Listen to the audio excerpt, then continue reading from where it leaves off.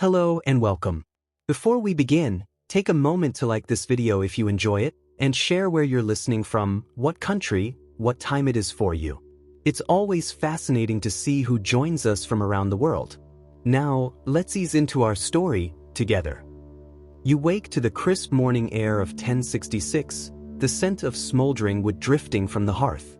Your home is small, a wooden frame with a thatched roof, the floor of packed earth scattered with fresh rushes. You stretch beneath your woolen blanket and pull on your linen shirt, feeling the rough fabric against your skin. Around your waist, your belt holds a small knife, worn but useful. Your wife tends the fire, preparing a simple bowl of oat porridge with a spoonful of honey.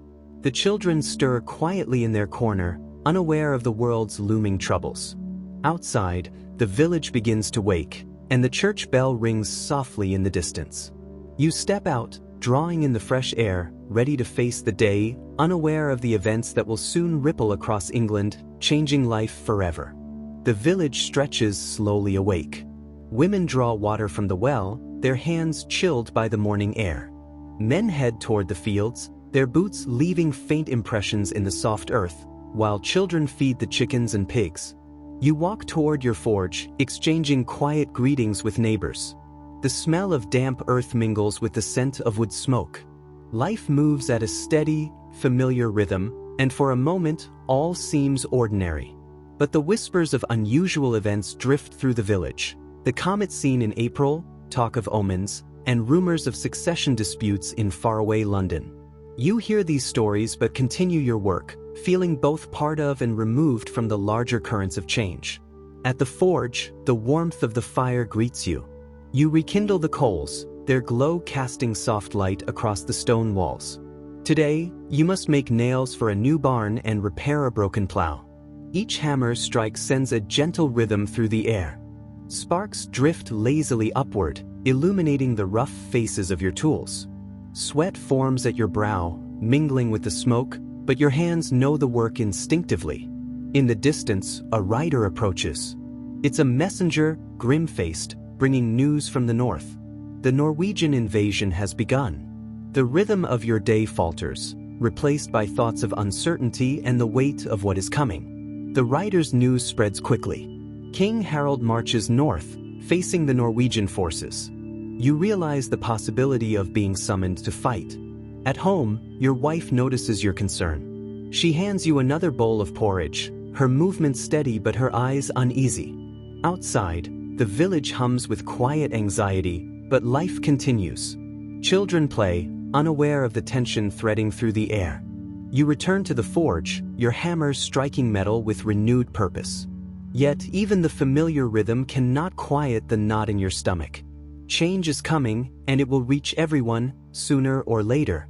By midday, the sun filters through the thatched roof, casting warm patterns on the floor. Your children help your wife prepare bread, their small hands learning tasks that might one day sustain them. You pause, observing this quiet domestic scene. Despite the distant threat, the simple acts of family life bring comfort, a fleeting sense of safety. You measure grain, knead dough, and admire the tiny household woven from resilience and care. Outside, birds call softly.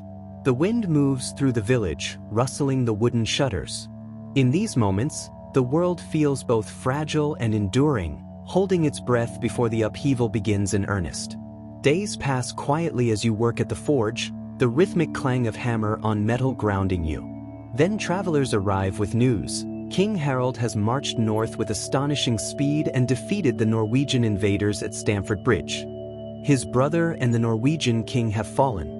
Relief ripples through your village like sunlight breaking a gray sky.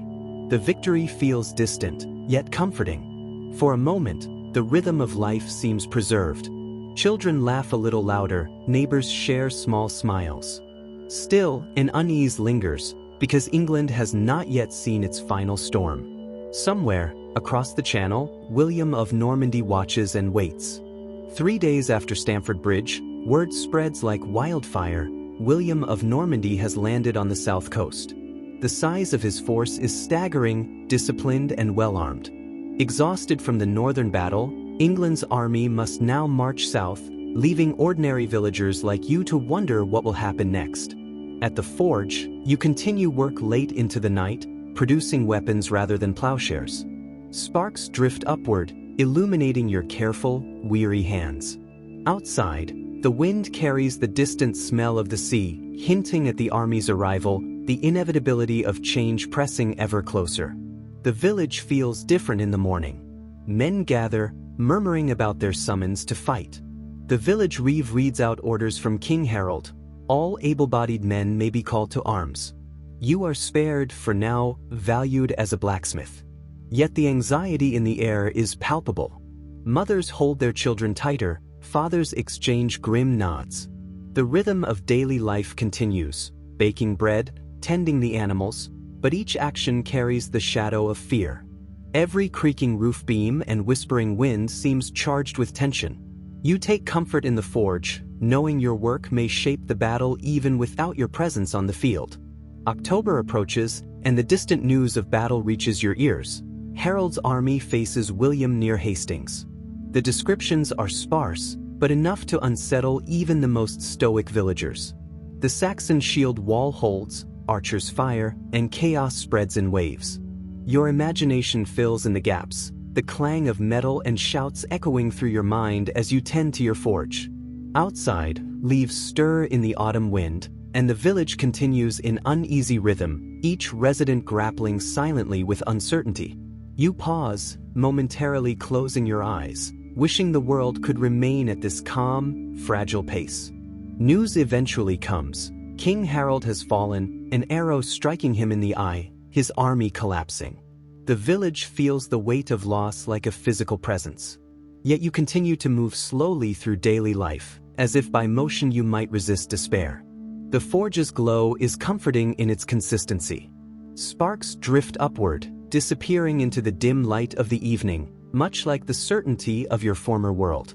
Families whisper, children ask questions too heavy for their age, and you offer gentle reassurances, focusing on what you can control: food, fire, and shelter. The Normans are now rulers of England, but your family endures. The weeks after Hastings bring silence and unease. Rumors swirl of William's coronation in London. Though distant, his power begins to ripple outward, reaching even the quietest villages. Taxes are spoken of, heavier than before. Soldiers in foreign armor patrol the roads, their Norman tongue strange and harsh. In your forge, you continue your work, the hammer's rhythm steady against the chaos of change. Yet each passing day carries a reminder: England is no longer the same. The bells that once rang with comfort now echo with uncertainty, each toll marking the beginning of a new rule. Strangers arrive, armored knights riding tall horses through your village. Their banners bear strange designs, bright against the dull autumn sky. They do not speak your language, yet their presence demands obedience. Children watch from doorways, wide-eyed, while neighbors bow their heads in silence. The soldiers bring orders. New lords will claim these lands, and rents will rise. You return to your forge, the steady fire a refuge. Yet even here, the air feels changed. The hammer strikes slower, your thoughts heavy. The Normans are not passing travelers, they are here to stay. Word spreads quickly. William builds castles across the land, wooden towers rising on earthen mounds. One appears near your village, its shadow stretching across the fields. The people are made to labor, carrying wood, stone, and soil under watchful eyes. You, too, are called to work, shaping iron nails and hinges for gates you do not wish to see closed. The sight of the rising walls unsettles you. They are symbols not of safety, but of power, reminders that life is no longer your own. Yet in the evenings, when you return home, the familiar warmth of family remains your quiet anchor. Winter descends, and with it comes hardship. Norman lords demand more grain, more animals, more labor. The tithe once shared with the church now feels doubled under their rule. Families murmur about hunger, about what will be left when the stores are empty. At your forge, villagers come seeking repairs, tools, and weapons, though the latter are made in whispers, hidden from watchful eyes. Each spark that rises from the anvil feels like a small act of defiance, though you keep such thoughts quiet. Survival now depends on silence, on patience, and on enduring what cannot yet be changed. The tension grows heavier with each passing week. In hushed voices, neighbors speak of resistance, of rebellion in the north where Harold's sons still linger, hoping to reclaim their father's crown. You listen but offer no words. To speak too boldly is dangerous. Instead, you pour your energy into the forge, shaping iron into tools that sustain daily life. Yet inside, a fire stirs. The people are not broken, not yet. As you bank the coals for the night, their faint glow mirrors the quiet determination flickering in your chest. A storm may be coming, but so too may a chance for freedom. The chill of early spring carries with it more than cold air. It carries whispers, rebellion rising in the north. Messengers slip quietly through villages, spreading word that Danish allies have joined Harold's sons, ready to challenge Norman rule. The thought brings a fragile spark of hope. Around hearths, people speak more boldly, voices trembling between fear and courage. You listen, your heart torn between longing for freedom and dread of what defiance might bring. At the forge, the iron rings louder, sharper, as if echoing the tension in your chest. Hope is dangerous, yet it refuses to fade. Norman patrols grow more frequent. Horses clatter through muddy roads, banners snapping in the cold wind. They sense the unrest, and their watchful eyes pierce every village. Still, rumors persist. Leaders gather men, planning uprisings from York to Durham. You notice neighbors sharpening tools not for farming, but for defense. In the evenings, fires burn brighter in secret, shadows cast long on walls as quiet plans unfold. You continue your work, outwardly obedient, inwardly restless. The land itself seems to hold its breath, the stillness before the storm pressing heavily upon every moment of silence. The rebellion erupts suddenly. News rushes through the countryside. Norman garrisons overwhelmed, castles burned, banners torn down. For a brief moment, the people taste victory. Shouts of joy rise in the night, carried on the wind. Your village dares to hope again, voices breaking into song. At the forge, you feel the weight of history pressing through each hammer strike, imagining a future free of oppression. Yet deep inside, unease lingers. You know William of Normandy will not let such defiance stand unanswered. Triumph shines bright, but like a spark, it is fleeting against the dark. It does not take long. Word spreads that William himself marches north with a vast army. Villages in his path are burned to ash, their people scattered. Crops are cut down, livestock slaughtered, houses toppled. The king's vengeance is ruthless, meant not just to punish, but to erase. Fear seeps into your village like smoke. Each sound of hoofbeats makes your heart quicken. Families prepare to flee, hiding what little food remains. The forge, once a place of creation, now feels heavy with despair. The hammer lies quiet, the fire dim. Even iron cannot stand against a king's wrath. The devastation arrives. Smoke rises in columns across the horizon, villages set alight one after another. The smell of burning wood and flesh carries on the wind, reaching your home before the soldiers themselves. You clutch your children close, the crackling of flames echoing like distant thunder. When the Normans arrive, the choice is simple: flee or perish. You gather what little you can, leaving behind your forge, your home, the life built with your own hands. As you walk into the cold night, each step feels heavier than iron. Behind you, the glow of fire consumes the past. Ahead, only uncertainty waits. The nights are long and bitter as you and your family move northward. The stars above provide your only guide, shimmering coldly in the clear sky.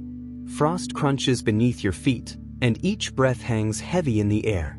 You carry your youngest child in your arms, their small body wrapped in wool, while the older ones trudge beside you. Other villagers join the path, silent shadows in the night, their faces hollow with fear. No one speaks of the homes left behind, now consumed by flame. The land is scarred, but the people still move, step by quiet step. Days pass and food grows scarce. Fields once golden with grain lie blackened and bare. The Normans have stripped the land clean, leaving nothing for those who resist. Hunger gnaws at your belly, sharp and unrelenting. Children cry softly in the dark, their voices fading as exhaustion overtakes them. You search for roots, for berries, for anything to quiet the emptiness, but winter is merciless. Each sunrise feels like a victory in itself, a fragile triumph over despair. Still, you press on, each footstep carrying the hope that somewhere safety might be found. At last, you stumble into a northern hamlet spared from fire, its people wary but compassionate. They offer a barn for shelter, straw piled in corners, the air thick with the scent of animals. It is not comfort, but it is enough. For a moment, warmth and rest soothe your weary bones. You sit in the dim light, watching your children sleep, their breathing steady. Around you, whispers of rebellion fade, replaced by the harsher truth. Survival now depends on endurance, not victory. Outside, the cold wind rattles the wooden walls, a reminder that hardship still waits beyond the door.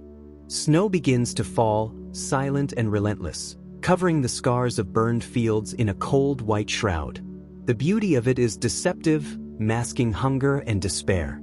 Each morning you rise to gather firewood, your hands stiff and raw from the chill. Bread is shared in tiny pieces, every crumb stretched further than it should go. Your wife's face grows pale, her strength waning, though she hides it with quiet determination. At night, you listen to the howl of the wind, wondering how many more weeks the land can endure before spring offers relief. The silence is heavy, but you hold on. As the snow deepens, your thoughts return to the forge you left behind. You imagine the warmth of its fire, the steady rhythm of hammer and anvil, the simple certainty of daily work. Those memories feel like a dream now, distant and unreachable. You wonder if the forge still stands, or if it has crumbled to ash under Norman fire. The longing aches, not just for the tools of your craft, but for the life they represented, a life of order, of rhythm, of belonging. You close your eyes, holding those memories close, as though they might guide you through the darkness of winter. When the snow softens, you travel again, following narrow tracks between villages. The roads are quiet, emptied of merchants and travelers. Where once there was trade and laughter, now only silence lingers. Burned cottages line the path, their beams jutting like bones from the earth. Here and there, the faint smoke of ruined hearths rises, carried away by the cold wind. Your children walk close, their small hands gripping yours tightly. Each step is heavy with memory and fear, yet still, you move forward, drawn by the instinct to keep them alive, 1 mile at a time. In hidden corners of the land, talk of rebellion persists. Stories whisper of outlaws taking to the forests, striking Norman patrols before vanishing like shadows. Names are murmured, hereward the Wake, Edric the Wild, figures half real, half legend. As you listen by the fireside of a stranger's home, hope flickers again, fragile but alive. Yet you know such defiance draws harsh reprisals. For every act of resistance, 10 villages may burn. You close your eyes and wonder, is courage worth the cost? Or is silence the only shield left to ordinary souls? At last, you find shelter at an abbey rising against the winter sky, its stone walls weathered but strong. The monks welcome you with simple kindness, offering bread, broth, and a place to rest. The sound of their chanting drifts through the halls, steady and timeless, untouched by the chaos outside. By candlelight, you watch the flame flicker, soft and golden, and for the first time in many weeks, you feel something close to peace. Within these walls, you are not a refugee, not a survivor, but simply a soul in need of rest. From the abbey, you see the countryside stretched before you, scarred and empty. Villages lie in ruins, fields untended, roads deserted. Where once England thrived, now famine and silence reign. The Normans have broken the north, not just in body, but in spirit. Yet amid the devastation, people endure. Farmers scratch the frozen earth, mothers cradle their children, elders whisper prayers in smoky halls. You feel the resilience of the land itself, scarred but unyielding. Even in its brokenness, England breathes, waiting for spring, waiting for renewal. The months drag on, each day blending into the next. Hunger becomes a familiar ache, loss an unspoken companion. Yet somehow, life continues. Your children grow taller, their eyes wiser than their years. The forge you once knew is gone, but the skills remain in your hands, ready to be used when the chance returns. At night, as you sit by the dim glow of a fire, you think of the generations to come. Perhaps they will know peace. Perhaps they will build upon the ashes, shaping a new England from the ruins. For now, you endure, one breath at a time. As the years pass, wood gives way to stone. Castles rise across the land, their walls thick and unyielding. They loom over villages like watchful giants, casting long shadows across fields and homes. You see their towers pierce the sky, symbols of a rule that will not falter. Your hands, once shaping plows and hinges, now fashion iron for gates and portcullises. Each strike of your hammer rings with contradiction, part survival, part submission. The stone walls promise order, yet they also bind the people in silence. England feels changed, reshaped beneath these looming fortresses. In the marketplace, you hear a new language spoken.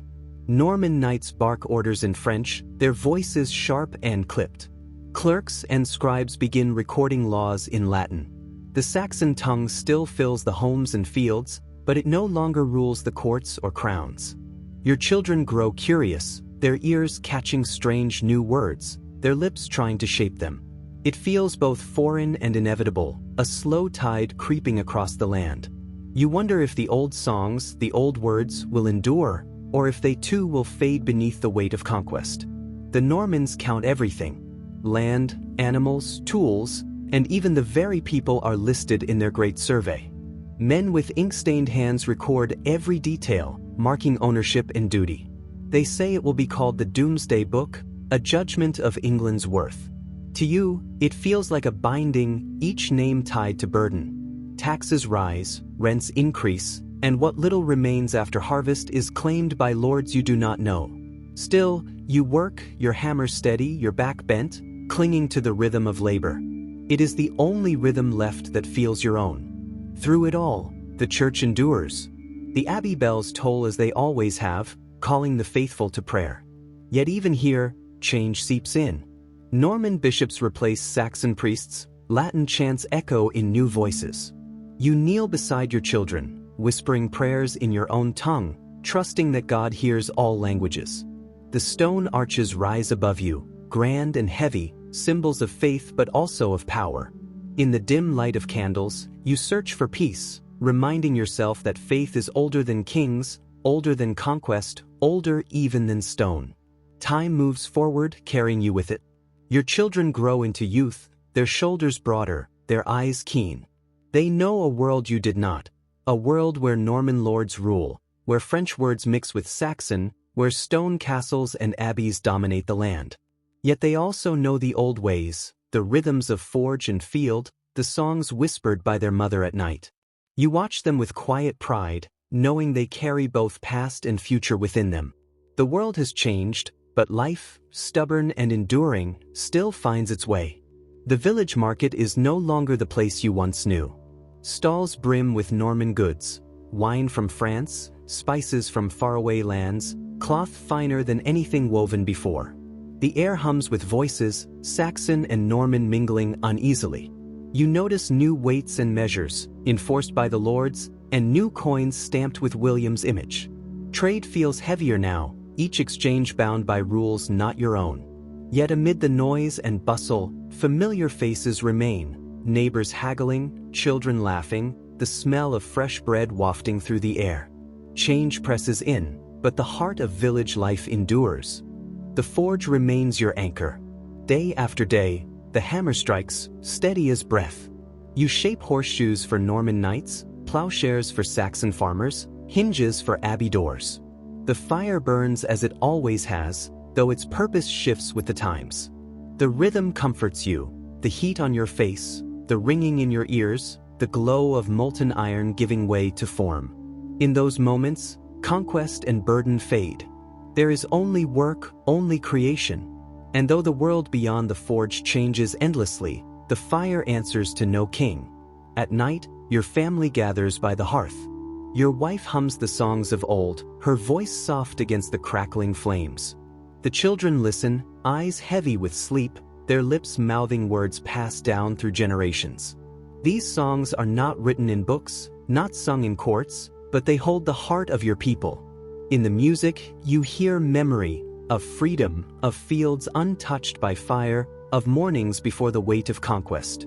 The Normans may rule the land, but in your home, the old voice of England still sings. Disputes now go before Norman courts. The lords judge swiftly, their words carried through interpreters. What was once decided by Saxon elders beneath the open sky is now declared behind stone walls. You attend once, called as a witness for a neighbor's quarrel. The hall feels cold, the air thick with formality. The outcome favors the lord, not the villager, and you leave with a heavy heart. Justice feels distant now, written in a language you do not speak, weighed by rules you do not know. Still, the people endure, finding fairness where they can, outside the halls of power. Years blend together, marked by the turning of seasons. Spring brings lambs to the fields, summer fills the air with buzzing insects, autumn scents the earth with fallen leaves, and winter lays its cold hand upon the land once more. The cycle continues, steady and eternal, indifferent to kings and conquests. You find comfort in it, watching your children grow with each passing year, their lives marked more by harvests than by battles. In the rhythm of nature, you feel a truth older than any ruler, that life, quiet and enduring, outlasts even the greatest storms. The days blur into one another as you and your weary companions trek northward. Snow crunches beneath your feet, every step heavy, every breath a mist in the biting air. Hunger gnaws at your stomach, but you press on, your thoughts fixed only on survival. At night, you huddle together in makeshift shelters of branches and cloth, the fire a fragile barrier against the cold. Children whimper softly in their sleep, their thin bodies wrapped in tattered blankets. Sometimes, the silence is broken by distant wolves, their howls echoing through the frozen trees. You tighten your grip on the small hammer at your belt, the last remnant of your forge. It offers little real protection, but its weight is familiar, grounding you. In the quiet of the night, you look up at the stars. They are the same stars you saw from your village hearth. The same stars shining over lands now turned to ash. They remind you that while kingdoms may fall, the sky remains eternal, vast, and indifferent to human struggles. Winter shows no mercy. Food grows scarcer with each passing day. What little you carried has been reduced to crumbs. Foraging offers only bitter roots, hard berries, and patches of frozen grass meant for livestock, not people. Weakness spreads through your group. Faces grow gaunt, eyes sunken, steps unsteady. One morning, you awaken to find an old man from your caravan gone cold during the night, his breath stilled forever. He had given his portion of food to a child the evening before. His sacrifice is quietly acknowledged, though no words are spoken. You press onward, the group smaller but bound more tightly together by shared suffering. To your surprise, kindness still flickers in these desperate times. A neighboring family shares a small piece of dried fish with your daughter. Your wife, in turn, mends a torn cloak for their son. Survival depends not just on endurance, but on these fragile bonds of compassion. After days of trudging through snow, your scouts return with troubling news. A Norman fortress lies ahead, a new stone castle under construction. Its tall walls rise stark against the pale winter sky, dominating the valley that offers the easiest path north. Smoke from its fires drifts upward, and the clang of hammers rings faintly on the wind. To approach would mean certain discovery, and with it, death. The decision is made. You must take the mountain passes, though they are far more dangerous. The group tightens its ranks, gathering what little strength remains. The climb begins, boots slipping on icy rocks, hands raw from clinging to jagged edges. Every step takes you further from the lands you once called home, further into exile. Yet in the silent white peaks, you find a strange kind of peace. The Normans cannot follow easily here. For the first time in weeks, you feel beyond their reach, if only for a little while. The mountain path is brutal. Winds howl like spirits through the crags, cutting through your worn clothing with icy knives. Snowdrifts bury the trail, forcing you to wade waist-deep at times. The children are carried when their legs give out, their small faces pale with exhaustion. Nights are the hardest. The fires you build sputter in the thin air, offering little warmth. You huddle closer than ever, the entire group a single trembling body beneath layers of rags and blankets. Yet, amid the hardship, there are moments of beauty. Frozen waterfalls glitter in the moonlight like crystal towers. Sunlight breaks across the peaks, painting the snow in shades of gold and rose. Your son notices it first, whispering that it looks like heaven itself. His words linger with you. Even in the bleakest times, the world still offers moments of wonder, gentle reminders that beauty survives, even in the shadow of war. On the third day in the mountains, hope arrives in an unexpected form. A rider appears on the trail ahead, his cloak a deep green, his banner marked with a crest unfamiliar to you. Behind him ride a dozen men, their horses sure-footed on the icy path. You tense, fearing another Norman patrol, but as they approach, you see the differences. Their speech carries a lilting rhythm, their clothing marked with patterns you do not know. They are Scots, border men loyal to a local lord. Their leader reins in his horse, surveying your ragged group with cautious eyes. Leopric steps forward, speaking carefully, hands raised in peace. After tense words, the man nods. "We've heard of William's wrath," he says. "The King of Scotland offers sanctuary to those who flee." He signals his men, and from their saddlebags, they bring food, oatcakes, salted fish, a skin of strong spirits. For the first time in months, warmth spreads not just through your body, but through your soul. The Scots guide you down from the mountains, their horses carrying some of the weaker among your group. The trail grows gentler, and soon you see valleys opening below, green even in the waning of winter. Smoke curls from cottages in the distance, and for the first time since fleeing your village, you smell the sweetness of baking bread. The Scots are cautious but not unkind. They do not ask much of you, only that you respect the land and its people. Their speech is strange, yet with patience you begin to understand, words bridging the gap between tongues. Though you are strangers here, you feel a fragile thread of safety. You dare to breathe more deeply, as though the air itself carries hope. In a Scottish village, you and your family are offered a hut at the edge of the settlement. It is small, its roof of thatch patched in many places, but it is a shelter, a place to call your own. The villagers watch you with curiosity, their eyes wary but not hostile. You set to work immediately, repairing the hearth, patching holes, shaping tools for neighbors in exchange for food.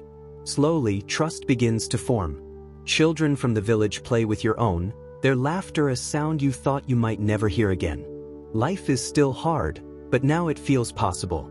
You are no longer only running. You are beginning, tentatively, to live again. The seasons turn. Spring brings fresh shoots of green across the hills, lambs stumbling through the meadows, and birdsong carried on the breeze. You work in the forge once more, this time under a roof of rough timber, your anvil set upon a solid stone. The fire responds as it always has, glowing bright, bending metal to your will. Word spreads of your skill, and soon villagers from farther afield come seeking your work, plowshares, nails, locks, simple tools. Each strike of your hammer feels like a reclaiming, a reminder that you are more than a survivor. You are a maker, a builder, one who shapes life from raw material. In the sparks that leap from the iron, you see not destruction, but renewal. Yet even as life takes root, the shadow of the Normans lingers. Travelers bring news of castles rising across the north, of villages emptied, of famine deepening in places left desolate. William's grip tightens, and rebellion has all but ceased. The Saxon lords are gone or broken, replaced by foreign masters. Around the fire, your neighbors speak of politics, of shifting borders, of treaties between kings. You listen quietly, feeling both close and far from these struggles. Here, in exile, you are safe, but you know your homeland suffers still. The ache never leaves you, the ache for fields blackened, for a forge abandoned, for kin lost in the storm. One evening, as the sun dips low and the hills glow in amber light, you walk alone beyond the village. The air is cool, the grass soft beneath your worn boots. You pause on a rise, gazing southward, toward the land you once called home. Though miles and borders lie between you and it, in your mind's eye you see it clearly, the forge's fire, the fields in bloom, the laughter of neighbors long gone. Your heart tightens but then steadies. You know now that exile does not mean erasure. Home lives not only in place, but in memory, in craft, in the love you carry for your family. You turn back toward the village, toward the life you have begun anew, the sky above filled with stars guiding you onward. Years slip quietly by, marked not by battles or edicts, but by the steady rhythm of village life. The sharp memory of fire and flight softens, though it never vanishes. Your hair grows streaked with gray, your hands rougher with age, yet the forge still answers when you call upon it. Your children now stand tall, their shoulders strong, their laughter filling the hut where once only fear lived. Sometimes you catch yourself smiling, unbidden, as you watch them work the fields, or help you with iron. They belong to two worlds at once, the Saxon past you carry and the Scottish land they now call home. Your eldest son takes to the forge with surprising ease. He swings the hammer with a rhythm steady and confident, shaping metal with a focus that mirrors your own youth. He listens to your lessons carefully, but also begins to innovate, trying new methods, new shapes. You watch with quiet pride as he bends iron not only to utility, but to beauty, crafting a latch with curves like vines, a hinge adorned with simple patterns. In his hands, the craft feels reborn, stretching beyond what you once imagined. You realize that even in exile, the future is being forged, glowing bright upon the anvil. Your daughters too find their places.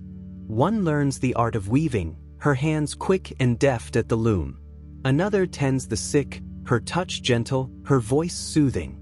The youngest, once carried in your arms through the snow, now runs freely through the meadows, her laughter carrying like birdsong across the hills. Each child finds a path, and together, they weave a tapestry of resilience. You and your wife watch with quiet wonder, knowing that despite the years of hunger, fear, and wandering, life has taken root in fertile soil. What was nearly lost has grown again, fragile but enduring. In the evenings, stories are told by firelight. Neighbors share tales of kings and wars, of saints and miracles, of places near and far. When it is your turn, you speak of England, not of William, not of conquest, but of the life before. You tell of the forge's warmth, of harvest feasts, of the songs sung in the meadows. Your children listen intently, their eyes wide, their minds filling with images of a land they scarcely remember. To them, your words are not history, but inheritance. In the telling, you keep England alive, carried not in maps or crowns, but in memory, passed down like a flame. Still, dreams sometimes trouble your sleep. You see the village burning once more, hear the cries of the fleeing, feel the cold bite of that long winter march. You awaken in darkness, your heart pounding, the smell of smoke lingering only in memory. Yet beside you, your wife sleeps peacefully, her breathing steady, her hand warm against yours. You rise and step outside, gazing at the quiet village beneath the stars. It is not the home you lost, but it is a home nonetheless. Slowly, the ache in your chest eases, replaced by a deep, weary gratitude. Against all odds, you endured. Against fire and famine, you lived. Spring arrives once more, soft and tentative, coaxing green from the frozen earth. Your children are no longer small. They work the fields, tend the animals, and assist neighbors with skill and patience. You watch them from the forge, the sparks catching your eyes like distant memories of old fires, both lost and remembered.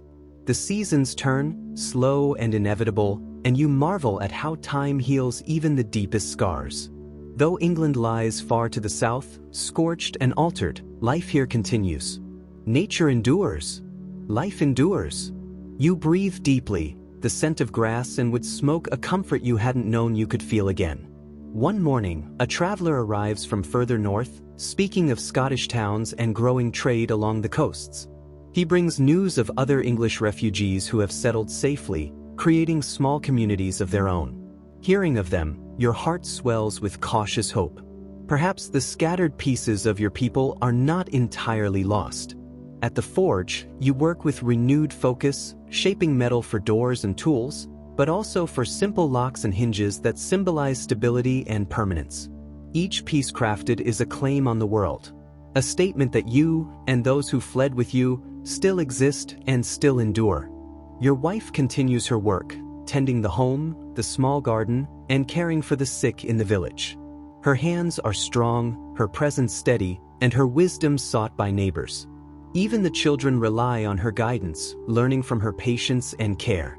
At night, you sit together by the fire, the glow warming your bones, listening to the wind outside. You speak softly, not of politics or conquest, but of the days gone by, of the struggles survived, and of the fragile peace you have carved from chaos.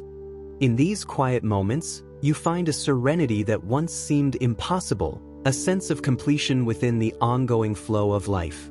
Your eldest son begins to take apprentices, teaching them the ways of the forge. You watch as young hands mimic his motions, the rhythm of hammer on metal echoing through the workshop. You see in them both the past and the future, lessons learned from hardship, skill born of necessity, and hope nurtured quietly in the warmth of flame and iron. The village grows slowly, life stabilizing, yet always under the shadow of distant events that shaped your journey. Stories are passed from one generation to the next, blending memory with caution, joy with sorrow. You feel the slow unfolding of history, knowing your family will carry its lessons forward long after your own day's end. Winter returns, quieter than the winters of your flight. Snow falls gently, dusting roofs and fields, yet it brings no panic, no flight, no fear. The children play in it freely, laughter ringing across the village as neighbors watch and smile. The forge burns steadily, your hammer shaping life rather than survival alone. You pause one evening, looking south toward the distant land you left behind. Flames have long since cooled in those places, yet memory burns on. You understand now that survival is more than existence. It is endurance, adaptation, and the quiet persistence of love, family, and craft. In the still night, you whisper a thanks to the stars, which have guided you, and which continue to shine above all the lands you have touched and left behind. Spring comes again, gentle and persistent. Your children are grown, their hands skilled, their voices carrying authority among neighbors. The village is steadier now, life weaving itself into routines that no longer feel fragile. You walk through fields once barren, now tilled and fruitful, feeling the soft soil beneath your worn boots.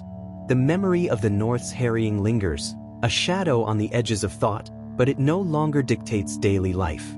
Slowly, life asserts itself over fear, resilience overtaking despair. Even in exile, home has been reborn in unfamiliar soil. One morning, a letter arrives, carried by a traveler from the south. It speaks of lands that once belonged to Saxon lords, now permanently under Norman control.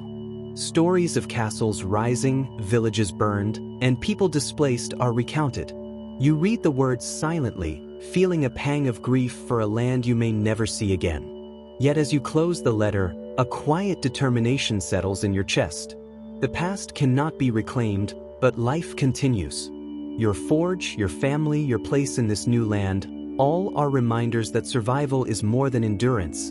It is creation and legacy and memory preserved through daily work and care. Your children marry, taking partners from both Scots and fellow exiles, blending the traditions of England with those of their adopted homeland. The forge becomes a place of celebration and teaching alike. Weddings are simple, joyous, with laughter, music, and shared meals that fill the hut with warmth. Stories are told of faraway lands, of home burned and lost, but also of the journeys that brought everyone together. You realize that the family you saved from destruction is now stronger for the hardships endured. In each child, each new generation, the Saxon spirit persists, quietly shaping the future. Years pass, marked by seasons and the rhythm of work and harvest. The children teach their own offspring, sharing knowledge of metal, of land, of survival. You watch from your seat by the forge, feeling the weight and the wonder of time. The distant memory of Norman Conquest fades into legend, a story told around fires rather than feared. You know the world has changed irrevocably, yet you have carved a place for your family and their descendants. Even in exile, even far from the land of your birth, your lineage endures, tethered to memory, skill, and love. One cold evening, you step outside alone. The sky is dark, stars scattered like silver dust above. The village sleeps, fires glowing dimly in huts and homes. You think of the villages you fled, the forests crossed, the snow that bit through thin clothing, and the fear that never left your chest. Yet, as you breathe in the night air, a calm settles over you. You have survived, your family has endured, and a life has been forged anew. The past is never gone, but it no longer holds you captive. You turn back to the warm glow of the forge, the laughter of your grandchildren drifting toward you, and understand, survival is not just living, it is living with courage, memory, and love intact. Winter has returned, quieter than the winters of flight and fear. Snow covers the hills and fields, softening the harsh edges of the world. You sit by the hearth, your body slower, your hands less steady, but your mind clear. Your grandchildren play at your feet, weaving small wooden swords and tiny shields. Their laughter fills the hut, a sound so full of life it almost erases the memory of lost villages and burned homes. You smile, feeling a quiet satisfaction. Life has endured, even when the odds seemed impossible, and the story of your people continues in their eyes. As spring approaches again, you take long walks through the village and surrounding fields, reflecting on how far you and your family have come. The forge still stands, but your work has shifted from urgent necessity to careful artistry. You teach the children of your children the ways of metal and fire, the subtle judgment of heat and strike, passing knowledge that is as much about resilience as craft.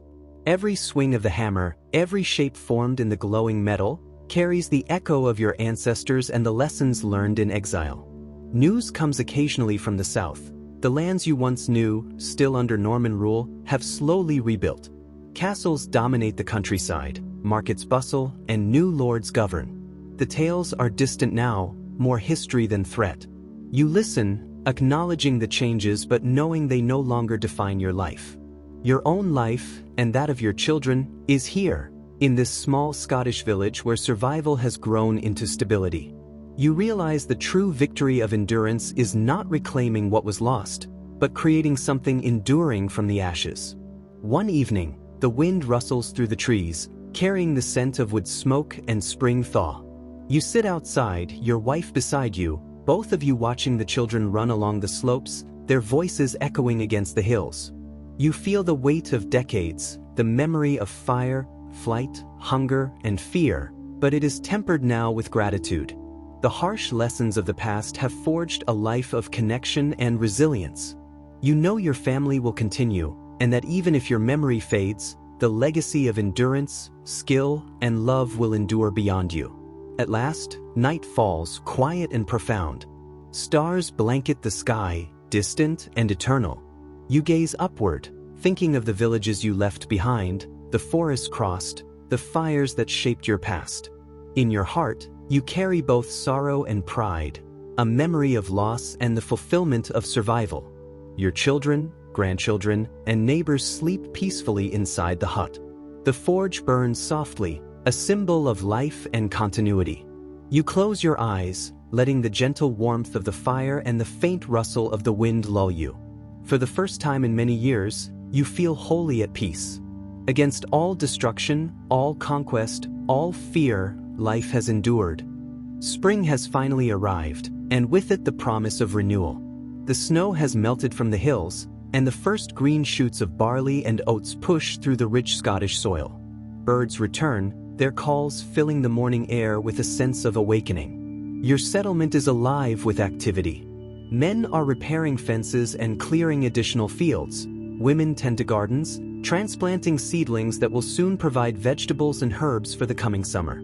The children run between houses, their laughter mingling with the sound of hammers and saws, a cheerful counterpoint to the hard work surrounding them. The forge burns hot all day, smoke curling upward, marking your presence to the rest of the village. You hammer out iron fittings for doors, nails for new houses, and plowshares for the fields, each strike echoing in the crisp morning air. The Scottish apprentice watches intently, sweat on his brow, copying your movements as you demonstrate the delicate balance between force and finesse. Your son has become a true partner now, his hands strong, precise, confident. The sight fills you with quiet pride. Midday brings a break. Your wife lays out bread, cheese, and spring water near the forge. You eat quickly, sharing a few words and smiles with neighbors as the children play nearby. There is a rhythm to this life, demanding and exhausting, yet grounding. Rumors drift in from Edinburgh. William the Conqueror continues his consolidation in England, but details are sparse. Your thoughts wander briefly to your former home, wondering how it fares under Norman rule. The ache of displacement is never far from your mind, yet the warmth of your family, the strength of the settlement, and the rising promise of spring provide a counterbalance. Life continues. The old world is gone, but here, in exile, you are building something lasting, something resilient. Weeks pass, and the settlement thrives in its quiet way. The small wooden church at the center now hosts regular gatherings, not only for prayer but for sharing news, teaching the children, and passing down stories of Saxon England. Your role has grown beyond that of blacksmith. You are now a respected voice in community meetings. Discussions about expanding fields, trading surplus goods with neighboring settlements, or organizing communal projects always include your advice. The Scottish apprentice has become skilled enough to manage the forge when you are called elsewhere, and your son works alongside him, teaching him the finer details of tempering and shaping iron. The forge has become a hub, a symbol of security and stability. Every day, you see the children playing in the streets or tending small plots alongside their parents, their laughter and energy a balm against the lingering memory of the flight north. One morning, a traveler arrives from Edinburgh. He is a merchant, speaking carefully, eyes scanning the settlement as if wary of danger. He brings news. William the Conqueror is still consolidating power in England, and even distant counties are feeling the pressure of Norman rule. Castles rise, new lords claim land, and English nobles are either subjugated or exiled. The community listens intently, a hush settling over the gathering. You realize that, despite distance, the reach of conquest continues to shadow your people. Your wife squeezes your hand quietly, sensing your unease. You remind yourself that this village is a sanctuary, that here you are no longer a hunted people but builders of a new life. Yet the stories of England continue to echo in your mind, and you know that these tales, these memories, are as vital now as the food and shelter you work to provide. Spring deepens, and the fields are lush with barley and oats. The village hums with labor, children help with planting while adults tend the animals and repair homes damaged by winter frost. Your forge is busier than ever, crafting tools for plowing and hoes for gardens, as well as nails and hinges for newly built structures. One morning, a small group of travelers arrives at the settlement, worn from the road. They are English refugees from further south, seeking safety beyond William's reach. The village opens its doors cautiously, offering food and temporary shelter. Over the next days, stories pour in of devastation. Entire villages burned, lords replaced by Normans, abbeys stripped of their treasures. You listen, your chest tightening with anger and grief, yet grateful that these people have survived to tell their tales. At night, by the hearth, your wife reminds the children of the stories of England before conquest, weaving the news into the tapestry of memory. The settlement, now a refuge for more than 50 families, grows not only in size but in spirit. Every act of work, every shared meal, every story told is a quiet rebellion against erasure. You teach your son new techniques at the forge, hands guiding hands, while the Scottish apprentice listens, absorbing skills that will bind your cultures together. Even as news of William's iron rule spreads, this corner of Scotland becomes a sanctuary, a place where life can be rebuilt from ashes and hope nurtured in soil tilled by hand and heart.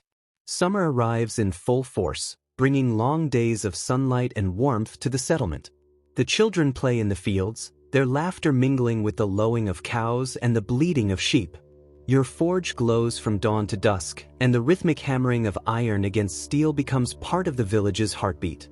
One morning, a messenger from Edinburgh arrives, bearing news of political changes in the Scottish court.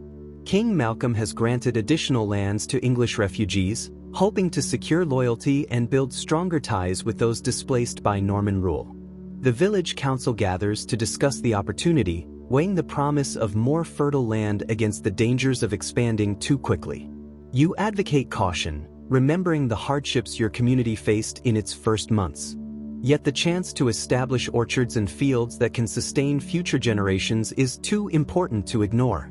By mid-morning, the council decides to send a small delegation, including you, to inspect the new lands. Preparations begin immediately. Wagons are repaired, tools gathered, and families plan what they can carry. That evening, around the hearth, your wife expresses both hope and anxiety. She worries about the journey and what might await, but she trusts your judgment. The children, sensing excitement, talk of fields full of wheat and gardens bursting with vegetables. You watch them, feeling the weight of responsibility but also the quiet pride of having built a life worth protecting. The night air is cool, filled with the scent of flowers and fresh hay. Stars emerge, clear and distant, reminding you that even in exile, life continues, and the future can still hold promise. The next morning, the small delegation sets out. The path to the new lands winds through gentle hills and forests, birds calling overhead. Travelers stop occasionally to rest, sharing food and water.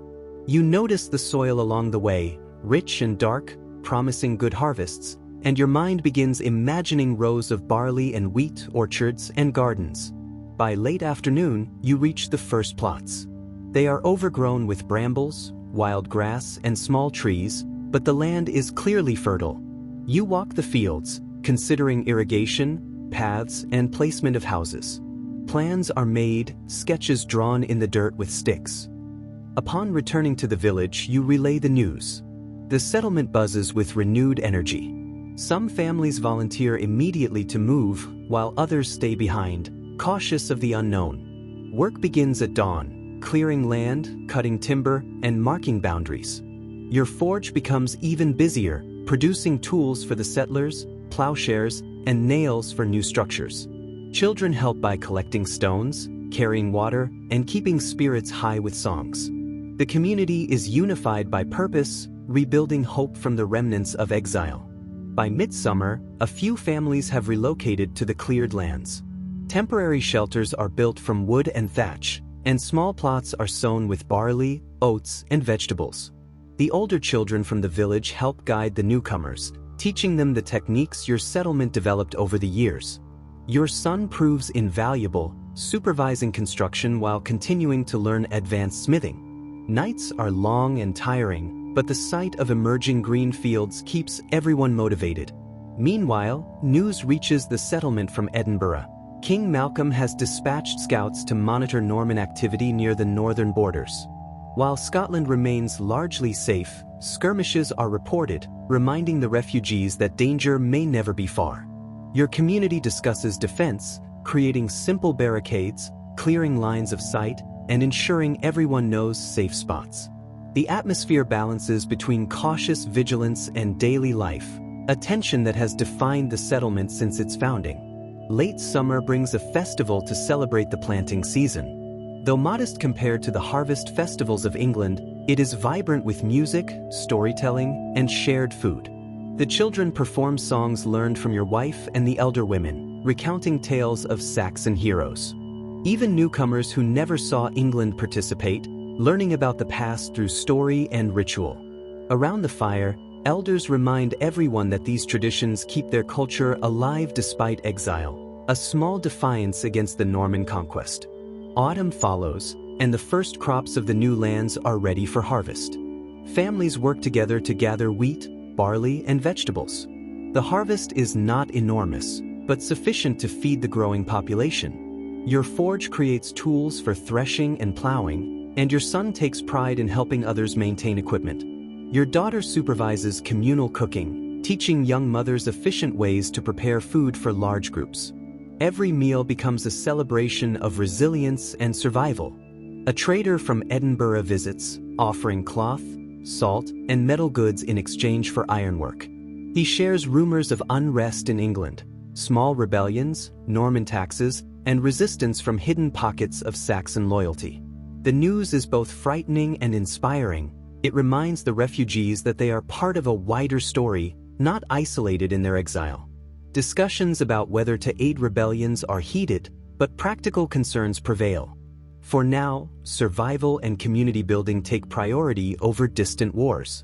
Winter approaches, harsh and relentless. Snow blankets the fields and roofs, frost creeping into every corner. You spend more time indoors with apprentices, teaching fine metalwork and repairing tools damaged by cold and ice. The village organizes firewood collection and food rationing to survive the long months. Storytelling becomes a daily ritual again, keeping spirits high. Tales of Harold Godwin's son and Herwood are retold alongside new legends formed in Scotland, blending past and present. During the deepest winter nights, sickness occasionally visits the settlement. Your wife tends to the ill, while you help prepare remedies and fortify the homes. The community pulls together, neighbors supporting each other in ways that echo the unity needed when fleeing England. You reflect on the fragility of life and the courage of those who built this settlement from scratch, recognizing that the legacy you are creating will endure if cared for. Spring finally returns, bringing melting snow and green shoots across the hills. Fields are plowed and sown anew. Your forge hums with activity, producing farm implements and household tools. The Scottish apprentice shows remarkable progress, now able to manage tasks with little oversight. Children chase one another through the thawing meadows, their voices carrying across the village. You feel a sense of continuity, the rhythm of life restored and stronger than before. One morning, a rider arrives from Edinburgh with a royal decree. King Malcolm is commissioning road improvements to connect refugee settlements to larger towns. This promises safer trade and communication but also requires labor and coordination. Your settlement volunteers a small workforce, including your son, seeing it as an opportunity to gain favor with the crown and ensure long-term security. You plan the forge schedule around labor duties, ensuring production continues uninterrupted. Summer brings a dry season, and crops require irrigation. Channels are dug, relying on collective effort. Villagers work from dawn until dusk, sharing meals at midday to maintain strength. Your family takes pride in leading these projects, balancing physical labor with oversight and instruction. The efforts pay off. Streams are redirected, water reaches distant fields, and future harvests are secured. Morale rises as the community sees tangible rewards for their labor. By late summer, the settlement celebrates its 10th anniversary. Though modest, the festival emphasizes endurance and community. Elders speak of England and the journey north, while younger generations dance and play instruments learned from both English and Scottish traditions. Children who were born in exile now carry forward the blended culture, embodying both remembrance and adaptation. The event reinforces bonds, reminding everyone that their collective effort has produced a lasting home. Autumn returns, and another planting season begins. Expansion continues cautiously, with careful surveying and selective clearing of land. You oversee construction of more permanent houses and workshops. Your son begins experimenting with more decorative ironwork, incorporating Celtic motifs learned from Scottish neighbors.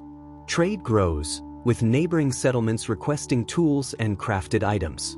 The settlement has achieved a delicate balance, surviving winter, growing crops, and cultivating both commerce and culture. Winter again tests the village.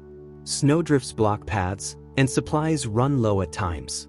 You lead efforts to stockpile, create efficient heating, and teach younger villagers techniques for enduring harsh conditions. Illnesses occur but are less devastating due to preparation. Around the fire, storytelling resumes in earnest, blending Old English legends with local Scottish tales. Children memorize poems, songs, and heroic accounts, ensuring that even in exile, the identity of the people is preserved. As spring returns, the settlement is thriving. New children are born, symbolizing hope and continuity. Crops grow strong in well-tended fields. The forge is productive, the workshops busy, and the settlement increasingly recognized by King Malcolm as a stable English enclave in Scotland. You reflect on the journey from fleeing Norman England to building a thriving community, a life of struggle, adaptation, and resilience. The lessons of survival are clear. Strength, unity, and memory are the true foundations of this new home. Summer arrives, bringing long days filled with work and warmth. The settlement has grown to nearly 50 families, each contributing to communal projects. Your forge hums constantly, producing both practical tools and decorative ironwork requested by traders from Edinburgh. Your son demonstrates skill beyond expectation, often taking charge of apprentices while you manage large commissions. The Scottish apprentice now works with confidence, learning to blend Saxon technique with local methods. Children play in the fields, and laughter echoes through the village, a sign that life has taken root firmly in this new land. One evening, a rider from the king arrives with news of unrest further north. Bands of marauding Normans are harassing small Scottish villages, demanding tribute and resources. While your settlement is safe, the report sparks concern. The community gathers to discuss precautions, watch posts, signaling methods, and strategies for protecting livestock and supplies. Fear mixes with determination. No one wants to repeat the trauma of fleeing England. The discussions reveal the growing leadership within the village, with both elders and younger men contributing ideas and volunteers stepping forward to implement them. Autumn brings the harvest. Fields are full of ripened barley, oats, and vegetables. Families work together, and for the first time, your community celebrates the season with a festival reminiscent of pre-conquest England. Children perform songs taught by the elders, women display woven cloth and embroidery, and men showcase newly forged tools. Though the festival is modest, it is vibrant with pride and relief. Around the fire, older villagers retell stories of England, their voices blending grief and hope. The younger generation, born in Scotland, listens intently, learning the past even as they enjoy the present. As winter nears, preparations intensify. You oversee the repair of homes, the stockpiling of food, and maintenance of the forge. The Scottish apprentice now manages the day-to-day operations of metalwork in your absence, freeing you to organize winter tasks and instruct the community. Snow arrives earlier than expected, and a blizzard tests the settlement's resilience. Families huddle indoors, relying on stores, fires, and shared labor. Nights are filled with storytelling, lessons, and music, keeping the spirit alive and ensuring that Saxon traditions endure despite the harsh conditions. Spring returns, melting snow and renewing life across the hills. Crops are planted again, livestock tenders manage herds, and construction of new homes resumes. A merchant from Edinburgh brings news of changing politics in England. William's heirs are consolidating power, and Norman lords continue to strengthen castles and governance structures. The news sparks debate in the village. Some hope for a weakening of Norman control, while others fear new campaigns. For your family, the priority remains survival and prosperity in the village. The past is remembered, but life continues in Scotland. Summer grows hot, and the village flourishes. Your forge produces ironwork for nearby settlements, generating trade and recognition. Young apprentices arrive from other refugee communities, eager to learn Saxon techniques. Your son demonstrates leadership, mentoring newcomers while completing your commissions. The Scottish apprentice now collaborates seamlessly, and together, they create a hybrid of Saxon and local styles. Children grow taller, more confident, and the settlement gains stability. The memory of fleeing England is fading into stories and lessons rather than immediate fear. Autumn brings news of Edgar, the Etherling. He has been gathering scattered English exiles into a loose network of settlements in Scotland and Wales, preserving English customs and preparing for a distant hope of restoration. Your village sends word of support and exchange, creating a sense of connection beyond your immediate home. The news renews discussions of identity and allegiance. While the practical life remains focused on survival, the village is now aware of a wider English diaspora that continues to resist cultural erasure. Winter returns, harsher than expected. Snowstorms isolate the settlement temporarily, forcing reliance on stored supplies and neighbors' help. The community has matured, with routines, responsibilities, and structures firmly in place. Even the youngest children understand the importance of preparation and cooperation. Around the hearth, stories of England, William's conquests, and Saxon heroes are retold, each generation adding its own layer. Life continues under the shadow of exile, but with the growing knowledge that the village can endure hardships together. Spring brings growth and hope. New homes are completed, more land is cleared, and fields flourish with crops. Your forge produces not only tools but also ornate items for trade, blending Saxon and Scottish motifs.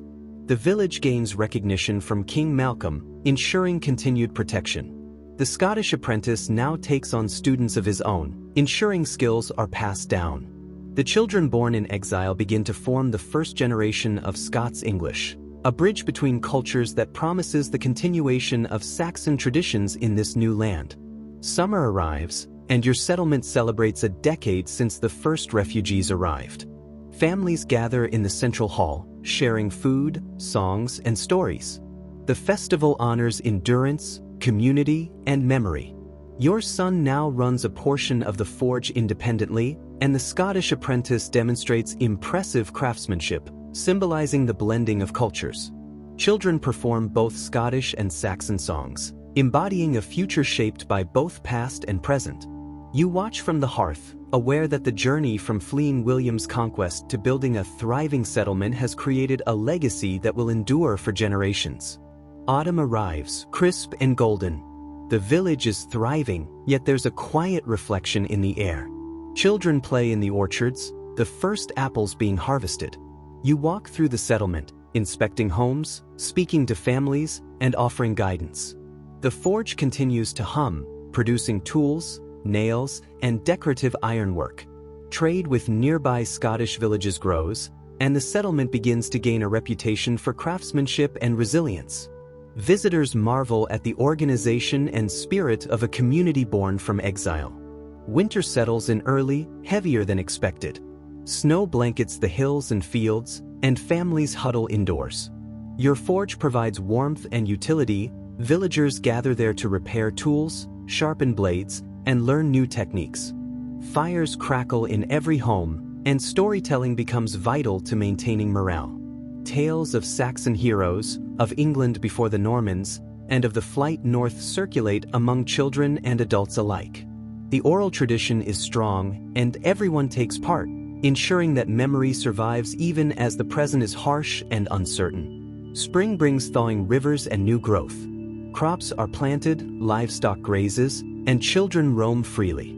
Your son now supervises apprentices in the forge, teaching both Saxon techniques and adaptive methods suited to Scottish resources. The Scottish apprentice demonstrates initiative, inventing small improvements in tool making. Your daughter has taken a leading role in organizing the garden and teaching weaving. Life has taken a rhythm, labor, learning, and leisure balance to sustain the community through the coming seasons. Summer is busy and bright. Traders from Edinburgh arrive more frequently, bringing news of England and Scotland. Rumors of Norman unrest and tax changes reach the village. While England remains under Norman control, the Scottish king's protection allows your settlement a relative peace. You gather with other heads of households to plan for security, expansion, and trade. Decisions are made collectively, showing how governance has evolved in exile. The village has grown into a miniature society, self-reliant yet connected to the wider world. Autumn returns, and the harvest festival takes on greater significance. Fields yield plentiful crops, and families prepare for winter.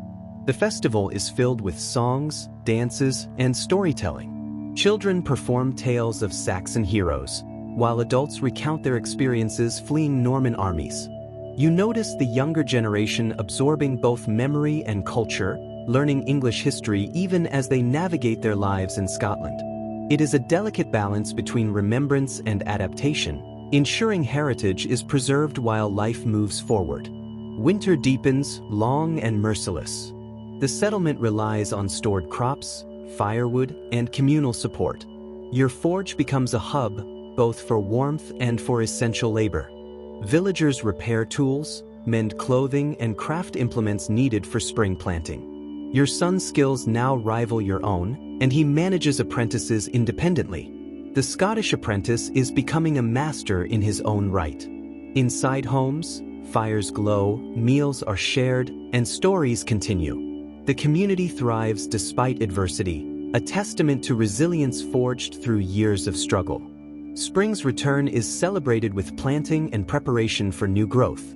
The settlement expands into cleared forest patches. Homes, orchards, and fields are constructed with greater care, lessons learned from prior hardships. Trade networks flourish, bringing both goods and information. News from England reaches the village in fragments. Norman castles strengthen, taxation increases, but pockets of resistance still persist. These reports remind the villagers of what was lost, yet also reinforce the value of the home they have built in Scotland. Summer is productive and warm. Your forge is busy as ever, producing tools, decorative ironwork, and items for distant trade. Children run through fields, their laughter mingling with the rhythmic sound of hammer on anvil. Your son has become a skilled craftsman and teacher, while your daughter organizes weaving and gardening efforts. Families work together, and community cohesion is strong. The memory of exile has become a lesson rather than a trauma. The settlement thrives because of collective effort and care, a small bastion of Saxon identity in a foreign land. Autumn brings a sense of reflection. Leaves turn gold and red, and the settlement prepares for winter. Families share stories, retelling Saxon legends alongside Scottish tales. Your forge produces last-minute tools for winter preparation, and trade has brought enough supplies to sustain everyone. There is pride in the work completed, but also a quiet acknowledgement of the distance traveled since fleeing England. Children born in Scotland now shape the village's identity as much as their parents, blending cultures while preserving memory. Winter arrives, but the village is ready. Snow covers the rooftops, and the cold drives families closer together. The forge is central to life, offering both warmth and productivity. Tasks are divided, apprentices continue learning, and communal meals reinforce bonds. Inside homes, fires flicker while stories are told of the old Saxon lands. Children listen intently, learning the heritage they cannot see. Your son and Scottish apprentice collaborate on innovative designs, symbolizing the blend of cultures. Resilience, memory, and ingenuity define life here, turning exile into a thriving community. Spring returns, melting the snow and filling the streams. The settlement awakens with activity, planting, repairing homes, and tending to livestock. Your son now oversees most of the forge work, allowing you more time to teach younger villagers and focus on community leadership. Discussions of governance, trade, and defense occupy evenings in the wooden church. Refugees from other regions arrive, seeking safety and opportunity. Your home expands slightly, accommodating guests, and the village grows into a recognized community known for its craftsmanship and Saxon traditions preserved in exile. Summer heats the hills. Fields of barley and wheat sway in the breeze. Your daughter introduces new weaving patterns she learned from other Scottish settlements, and these designs are soon traded for goods from Edinburgh. The forge produces agricultural tools for neighboring villages, earning a reputation that extends beyond your settlement. Children play together, mixing English and Scottish customs. The memory of flight fades slightly, replaced by pride in what has been built. Elders continue teaching stories, ensuring that heritage remains alive even as the younger generation grows more rooted in Scotland. Autumn's arrival brings harvest and reflection. Villagers gather to collect crops and repair homes before winter. The settlement hosts its first formal harvest celebration, inviting nearby communities. Music, storytelling, and dancing fill the evening. Tales of Saxon England intertwine with Scottish folklore, creating a shared cultural memory. The children, some born in Scotland, listen raptly, absorbing lessons of resilience and identity. You realize that the community now has its own culture, neither wholly Saxon nor Scottish, but forged from survival, memory, and adaptation. Winter approaches. Snow and wind batter the settlement, but preparations made during autumn ensure security. Your forge becomes the hub for both warmth and productivity. Tools are repaired, weapons sharpened, and new designs created. Stories continue in the evenings. Children sit close to the fire, learning about kings, heroes, and survival. Your son now manages apprentices independently, while your daughter oversees textile work and garden planning. The village has become self-sufficient, a resilient island of Saxon memory in a foreign land. Spring brings renewal. Rivers swell, fields turn green, and the settlement expands into newly cleared land.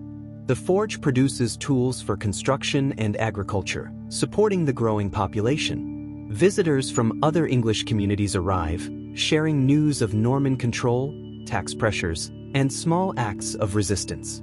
The settlement listens carefully, weighing the risks and opportunities. While return to England seems unlikely, the villagers find purpose in cultivating life here. The younger generation thrives, blending Scottish and Saxon ways seamlessly. Summer stretches warm and long. Work at the forge continues relentlessly, now including decorative ironwork that draws traders from distant towns. The settlement's children play together, mixing traditions and learning skills passed down from elders. Your son has become a mastersmith, taking on responsibilities beyond the forge, helping manage resources and mentoring apprentices. The village's growth is tangible, homes rebuilt stronger, gardens flourishing, and a sense of shared identity solidifying. Memory and adaptation coexist in a thriving community. Autumn casts a golden hue over the fields. Harvests are abundant, and families work together to store food for the coming winter. The village celebrates with a festival, blending old Saxon customs with new traditions born from exile. Stories of England's past are recounted alongside Scottish legends. Children born in Scotland now actively participate, learning both the history and the values of resilience, unity, and craft. The village has become a living testament to survival and the preservation of culture under extraordinary circumstances. Winter comes harsh and cold. The forge's heat draws villagers together. Tools and household implements are repaired, and fires burn long into the night. Inside homes, families share meals and stories. Your son demonstrates new forging techniques, inspired by both Saxon and Scottish methods. The Scottish apprentice has grown into a capable smith, further cementing the blending of cultures. Community meetings are held to prepare for spring planting, ensuring that life continues uninterrupted despite the cold. The settlement's resilience strengthens with each season. Spring arrives again, bringing renewal to the hills and fields. Crops are planted, orchards pruned, and livestock tended. Visitors from other English settlements arrive with news. Norman taxation increases, castles rise, and English resistance continues in small pockets. The village remains secure under King Malcolm's protection, yet the reports remind everyone of their exile and what was lost. Despite this, life thrives. The children now know both their Saxon heritage and their Scottish home. Skills, stories, and traditions are passed along, creating a community rooted in memory but growing confidently into the future. Summer is productive and warm. The forge hums with activity, producing tools, decorative ironwork, and trade items. Your son has become a master, mentoring apprentices, while your daughter organizes textile work and the garden. Visitors from Edinburgh bring both news and opportunities for commerce. The village has gained a reputation as a center of craftsmanship, resilience, and cultural memory. Children play freely, learning both the history of England and the skills of survival. Reflection fills your evenings. The settlement has become a home built from exile, memory, and determination. Autumn approaches, and the fields shimmer in gold and bronze. Harvest is bountiful, and the village prepares for the coming winter with a sense of pride. The settlement holds its first formal council meeting, discussing rules, trade agreements with nearby Scottish villages, and management of shared resources. Your voice is respected, and decisions are made collectively. Children practice storytelling around the hearth, blending Saxon legends with the Scottish tales they've learned. The village's identity, neither fully Saxon nor Scottish, has become something unique, resilient, and alive.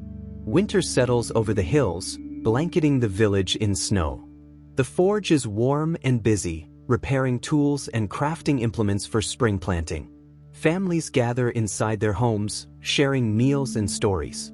Your son supervises apprentices, showing skill and patience, while your daughter teaches weaving and spinning, ensuring that knowledge passes to the next generation. The settlement feels secure despite the harsh weather. Outside, snow muffles sound, creating a serene silence broken only by the occasional bark of a dog or the crackle of firewood. Spring arrives, melting the snow and filling the streams. Fields are tilled, seeds planted, and livestock tended.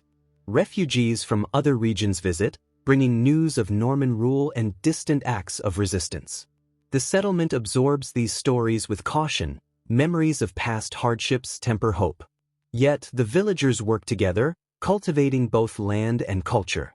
Your son takes on more responsibility at the forge, producing quality tools for trade, while your daughter experiments with new weaving patterns inspired by neighboring communities. Life is hard but purposeful. Summer is bright and productive. Crops flourish, and the forge hums with energy. Traders come from Edinburgh to commission ironwork, giving the village a reputation beyond its borders. The children, now older, learn skills of smithing, weaving, and farming, blending Saxon methods with Scottish innovations. Evenings are spent telling stories and singing songs, both old and new, weaving the community together through shared memory and creativity. The settlement is no longer merely a refuge, it is a thriving, self-sufficient community with its own identity. Autumn leaves turn amber and crimson. Harvest celebrations are held, echoing the festivals of Old England. Children dance around fires while elders recount tales of kings, heroes, and heroes of resistance.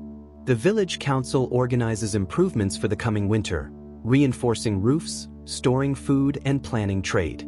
Your forge produces new tools, and your son's apprentices craft decorative items that sell in Edinburgh. The settlement thrives in both craft and culture, a testament to perseverance. Pride and memory blend with adaptation as the community continues to grow. Winter descends harshly. Snow covers fields and hills, yet the forge remains alive with fire and work. Tools are repaired, homes fortified, and families gather inside, sharing warmth and sustenance. Storytelling becomes central, connecting generations through memory. Your son, now a master smith, oversees apprentices, while your daughter teaches textile arts and maintains the garden inside the protected spaces. The village remains vigilant but resilient, a beacon of Saxon heritage in exile, blending lessons of the past with the necessities of survival in a harsh land. Spring brings renewal. Fields turn green and orchards bloom. Your settlement expands into new cleared land. Visitors arrive from other English enclaves, sharing news.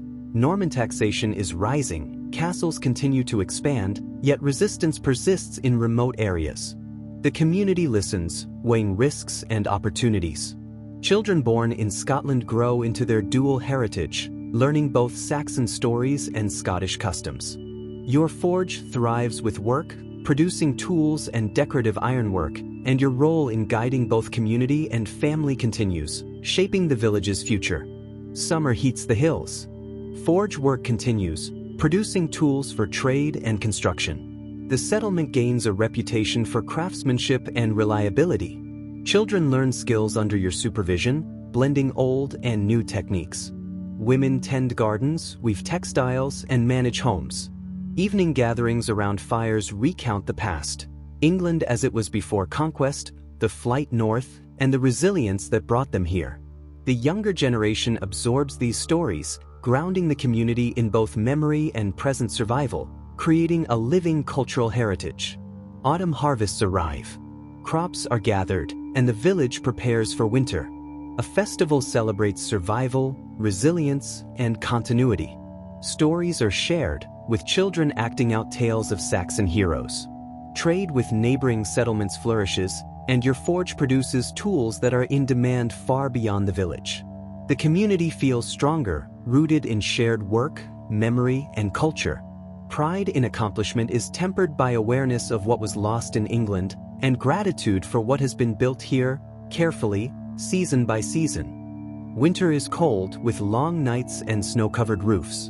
Inside homes, families gather for warmth and sustenance. The forge continues to operate, heating the hearts of villagers and ensuring tools are ready for spring. Your son has become a skilled master, your daughter a guiding figure in textiles and gardens. Storytelling strengthens community bonds. Each tale, song, or lesson is an act of preservation, ensuring that Saxon culture lives on despite exile. Memory, resilience, and adaptation define daily life, anchoring the village in both past and present. Spring returns, bringing warmth, blossoms, and the promise of renewal. Fields are tilled, seeds sown, and livestock tended. Refugees from other regions visit, sharing news from England. The Norman hold tightens, but small pockets of resistance remain. Your settlement listens cautiously, aware of past hardships. The forge hums with work, producing tools for both daily life and trade. Your son trains apprentices, instilling skill and discipline. Your daughter teaches weaving and gardening, ensuring the community's survival skills continue. The village, once a refuge, has become home, blending Saxon and Scottish traditions into a unique identity. Summer brings long days and the scent of ripening crops. The forge is busier than ever, producing ironwork for nearby villages and Edinburgh traders. Children play and learn, absorbing the lessons of their elders. Evening gatherings celebrate work, memory, and resilience.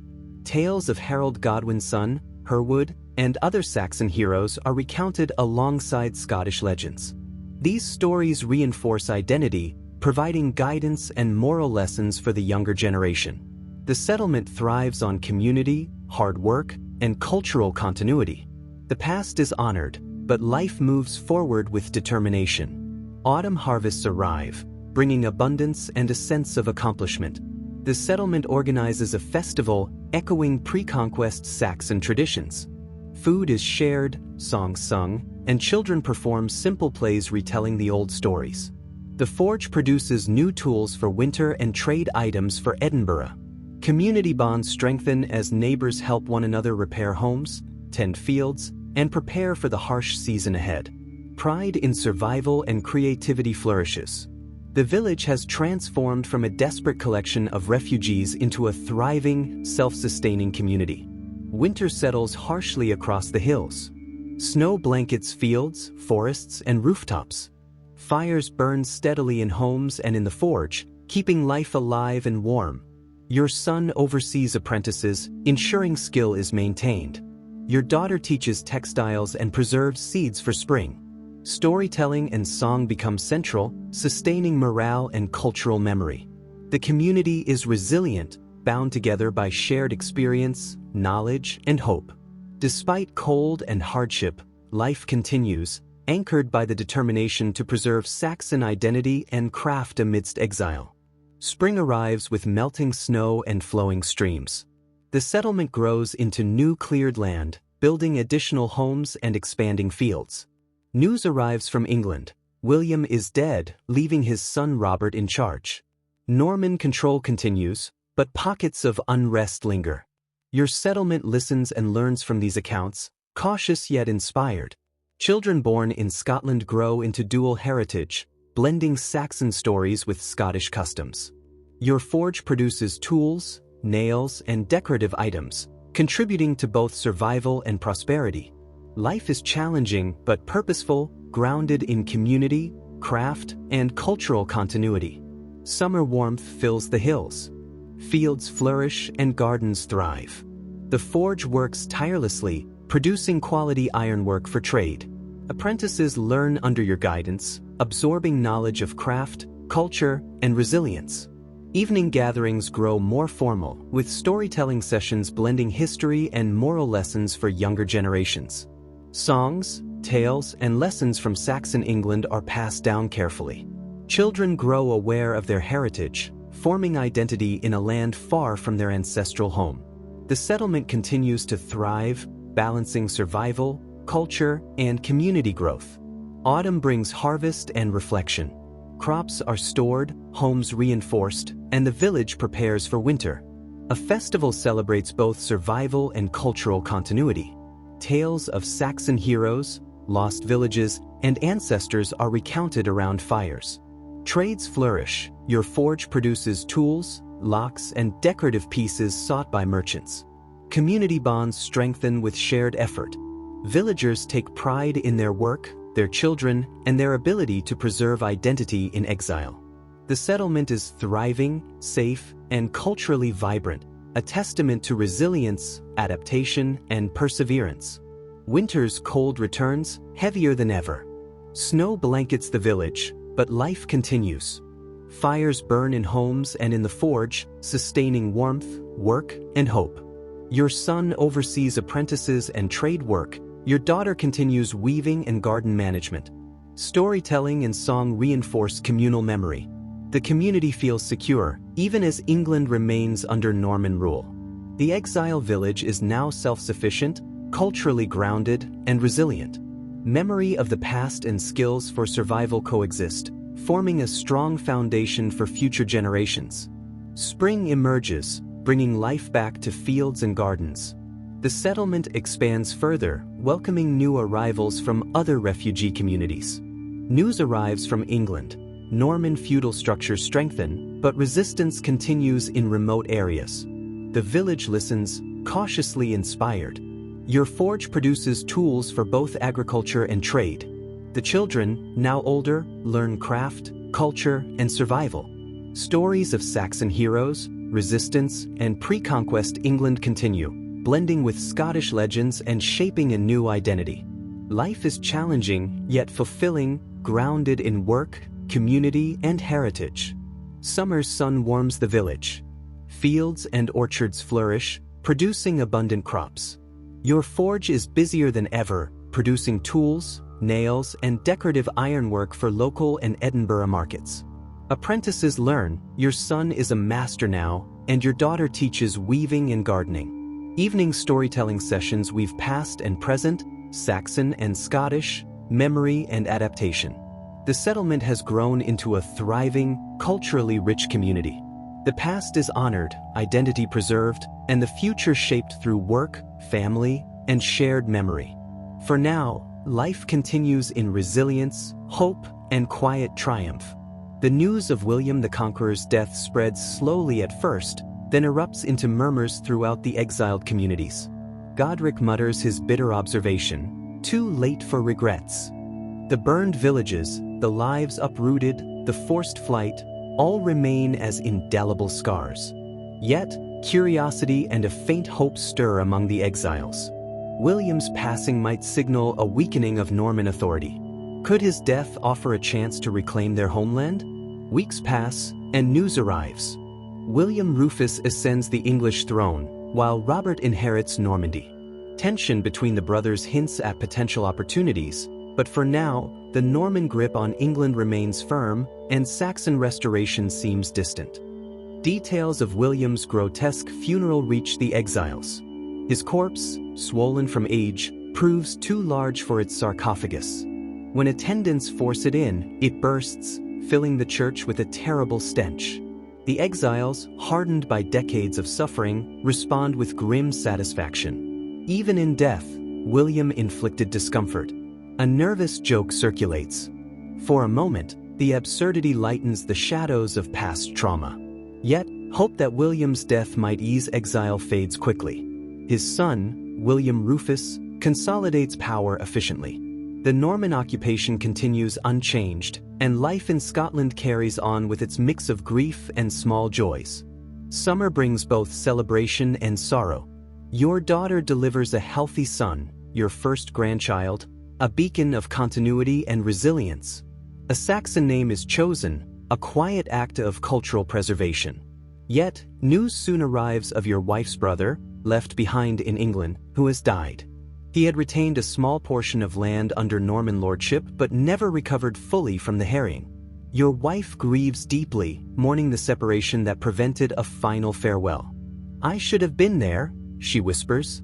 You hold her, realizing some losses can never be soothed by words. The conquest's shadow stretches decades beyond its battles. A merchant arrives in the settlement, a traveling intermediary between England and Scotland. Over an evening meal, he speaks of the old land. The north, devastated by the harrying, remains in slow recovery. Fields lie fallow, villages abandoned. Elsewhere, adaptation has begun. People survive under harsh Norman lords but retain English in homes, fields, and workshops. The Old England is remembered by those who lived it. For younger generations, the Norman order defines their world. The merchant pauses, noting that even Norman rulers are influenced by English culture, slowly adopting local customs through daily life and intermarriage. The merchant's observations ignite a quiet hope. The conquest divisions may soften over generations. England, though transformed, is not erased. Cultural persistence continues, subtly reshaping even the conquerors. Your family absorbs this perspective. The gradual blending of Saxon and Norman ways might allow for future reconciliation. Life in the settlement progresses. Harvests are bountiful, the grandson grows, and your son manages the forge independently. Yet, the world beyond Scotland beckons with potential challenges and the lingering pull of homeland, now refracted through decades of exile. Unexpected visitors arrive. A Norman knight, 2 soldiers, and an English translator. Tension grips the settlement. Has King Malcolm's protection failed? The translator conveys William Rufus's offer. English exiles may return, swear loyalty, and receive new lands in sparsely populated regions. The offer is strategic, designed to strengthen Norman control, yet it presents an unprecedented opportunity. The community reacts with debate. Some suspect a trap, others see a chance to reclaim identity. Families are divided. Older exiles distrust the Normans. Younger settlers see hope for renewal. Your family grapples with the decision. Your son, confident as a blacksmith, wishes to go, sensing opportunity in England's underpopulated lands. Your daughter hesitates, protective of her young family. You and your wife weigh age, loyalty to the Scottish settlement, and longing for homeland. After deliberation, a compromise emerges. Your son will return to England first, your daughter may follow later, while you and your wife remain. The parting is emotional, filled with promises and small tokens to preserve connection. You give your son a forged amulet as a symbol of Saxon heritage. Departure day arrives. Wagons are packed, children play around the commotion, and farewells are exchanged. Your son mounts his horse, amulet around his neck, promising to teach future generations the old ways. You and your wife watch them disappear down the road, hearts heavy with hope and fear. Winter envelopes the Scottish settlement. Life continues at the forge, now run mostly by your former apprentice. Your days settle into a routine: work, companionship, care for family. Reflection fills the quiet evenings, a meditation on loss, endurance, and the meaning of survival after decades of upheaval. Spring brings the first letter from your son. Literacy is rough, but his message is clear. He has established himself in a village south of the River Tees. English settlers remain, Norman lords govern, yet Saxon culture persists. Life is difficult but promising. Fields, homes, and commerce begin to revive in regions still scarred by the harrying. Optimism emerges amid the challenges. Reading aloud to your family, you sense your daughter considering a later journey south. Your wife listens silently, tears hidden, while you feel pride, lingering anger, and longing, a complex tapestry of emotion shaped by decades of exile. Unable to sleep one night, you step outside. The Scottish sky stretches endlessly, stars scattered like filings on your forge's floor. Reflection washes over you. Saxon blacksmith, refugee, elder, observer of historical forces. William's conquest shattered everything, yet life endured. Your grandson may grow in Scotland or England, carrying Saxon heritage forward, blending it with new influences. The cultural resistance continues quietly across generations, preserving identity despite conquest. Inside, your wife sits by the fire. Your shared gaze conveys mutual understanding, the endurance of bonds and culture, even amid displacement. 2 years pass since your son returned to England. Letters arrive sporadically, each a window into a world both familiar and foreign. Stone churches replace wooden ones. Norman lords erect great halls, imposing and permanent. Fields are cultivated with new methods from across the sea. Yet English continues to echo in homes and fields. Old festivals are still observed. Saxon crafting techniques persist alongside Norman innovations. England emerges as a hybrid, sometimes clashing, sometimes blending. You read each letter aloud, imagining your son walking the same land you once called home. The latest letter carries an invitation. "Come see it for yourself," your son writes. Summer offers a safe journey. Your wife listens intently as you read. England has never stopped being home in your heart, she observes. After reflection, she insists, we should go. If I am to see it before I die, it must be soon. Your daughter is hesitant, protective of her children, while you weigh years of Scottish stability against the pull of ancestral soil. Preparations occupy spring months, sturdy travel garments, remedies for ailments, small trade items. The settlement watches with mixed emotions, admiration, and concern blending. The departure day arrives. Farewells are emotional, restrained by the knowledge that absence need not mean severance. Your grandson requests a stone from English soil. You promise to deliver it. The journey begins along dry summer roads. Sturdy ponies carry you and your wife. The Scottish landscape slowly softens into rolling hills and fertile valleys. Villages dot the fields in increasing frequency. Subtle changes mark the transition. Building styles, clothing, and speech patterns differ. Crossing into England offers no dramatic border, just a gradual transformation, yet the emotional weight is immense. Home, after all these years, is beneath your feet once more. Norman influence becomes visible as you travel deeper. Stone castles on hilltops, imposing symbols of enduring power. Some villages bustle with activity, others show lingering scars of conquest. French is heard among mounted knights, English in the fields and homes.